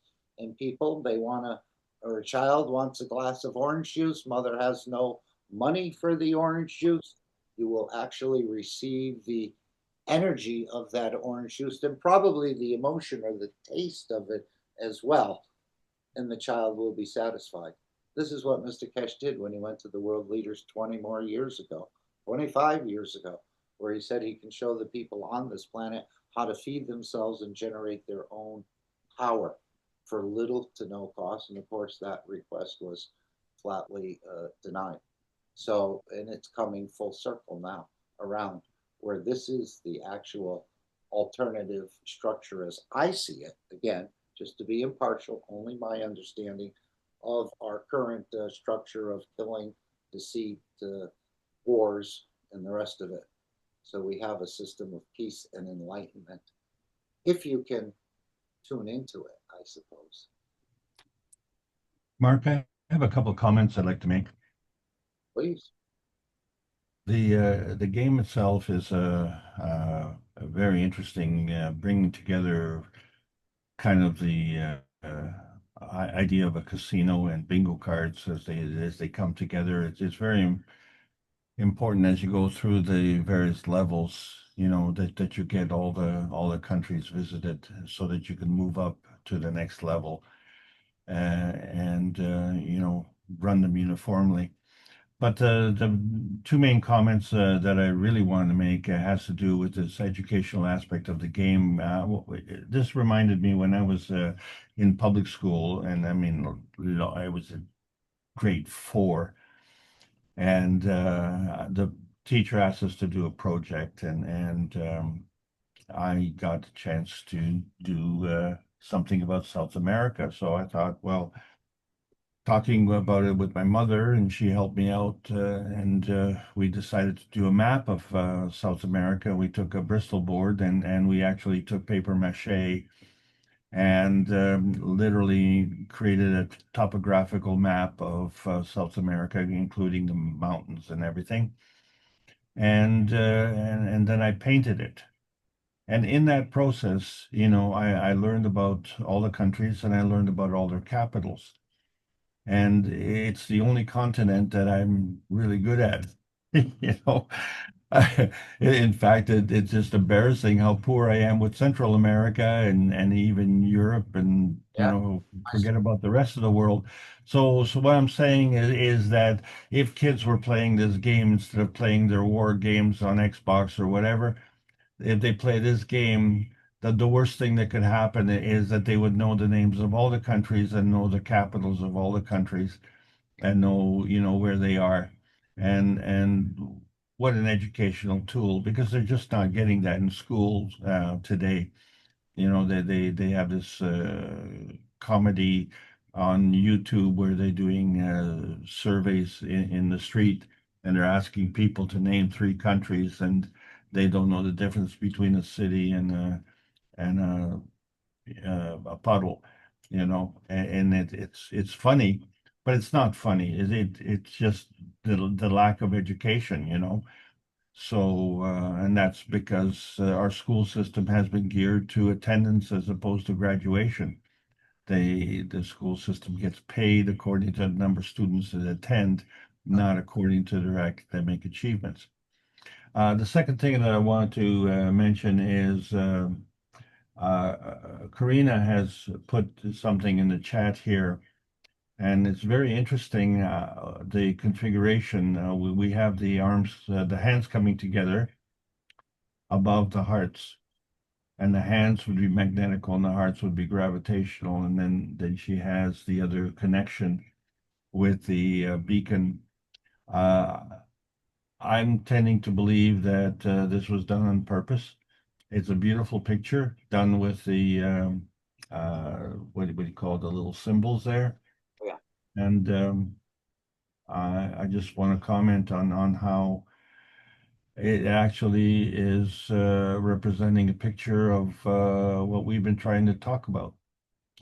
So thank you very much, Karina, for that. And thank you, Mark, and all the other panelists. And we'll talk to you again soon. Well, thank you as well, Alex, and thank you, Karina, for confirming for Alex in a way, and yourself, maybe with you knowing or maybe without you knowing. As the soul, nothing is hidden from the soul of the man or woman. Any other thoughts or comments? Again, a much bigger structure is being set up for all of us, but in the meantime, we'll still have to go to do whatever you've been doing in the matter state until we can fully transition.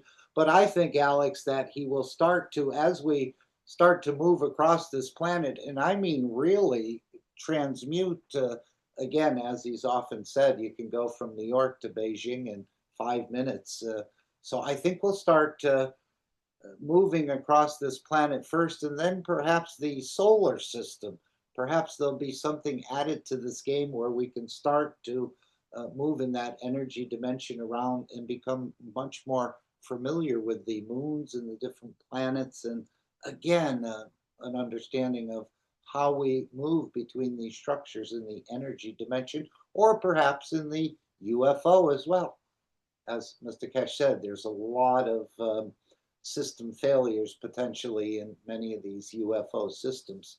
But I think we'll still be learning from members of the universal community, as we see on the workshop here, what Rick has brought up.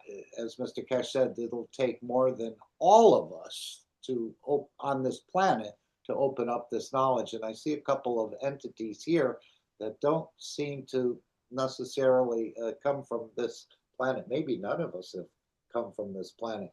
But as he said, they will share the advanced flying matter state craft, and we will share with more of the universal community, not all of them, because some of them already know, the understanding of the transmutation.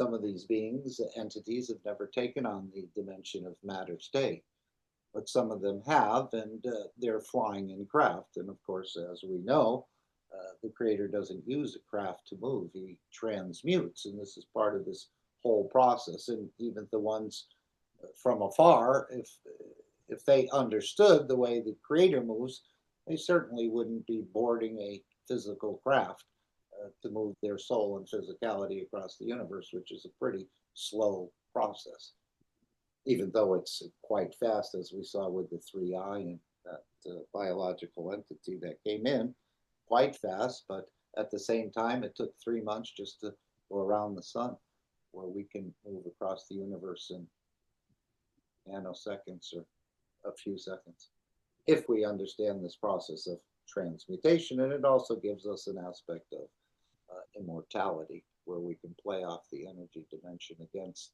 the matter state if we learn how to play, or tap into that knowledge. As he said, it's all about now tapping into, rather than teaching, in a way where we teach ourselves through these systems.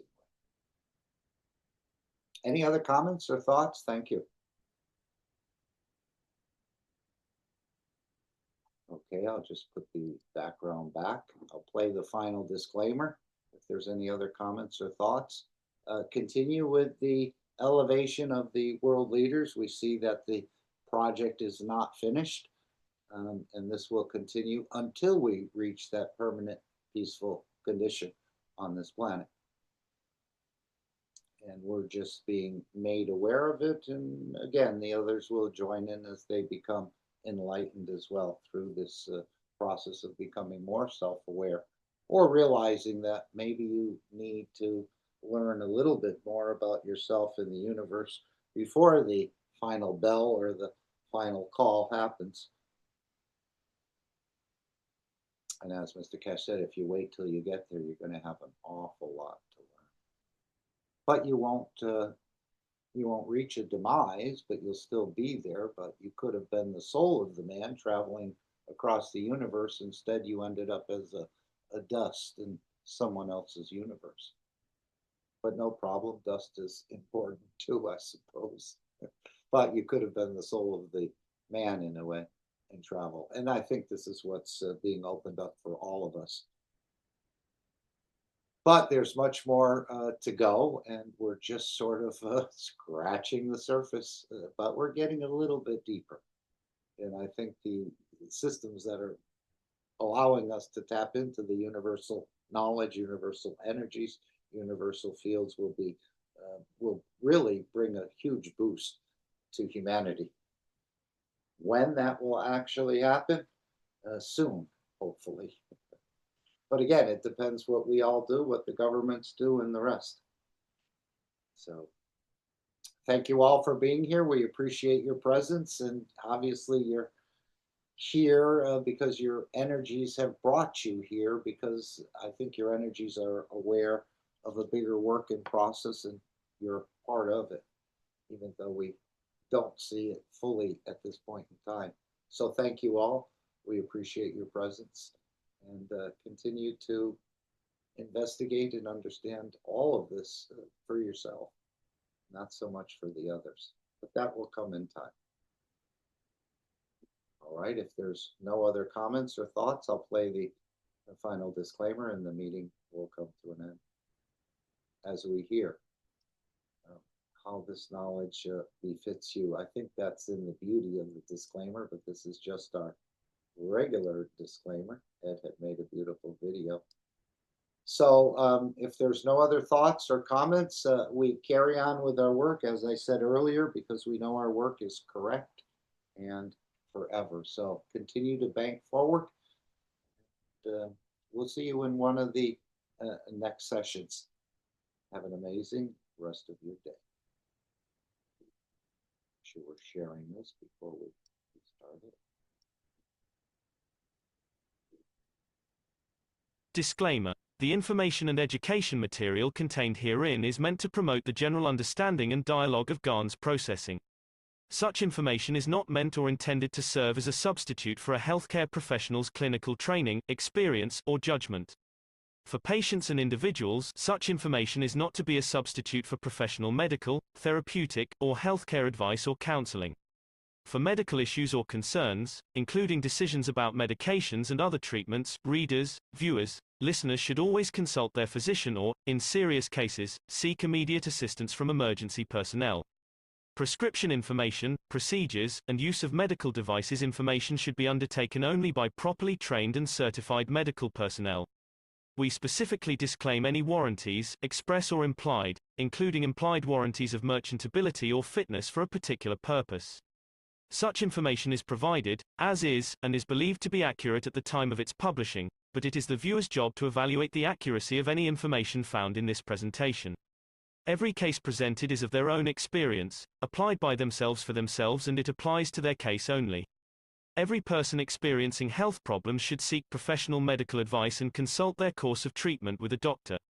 The processes of plasma balancing described herein are a natural process which supports the body but does not replace medical advice or therapies one is already subject to.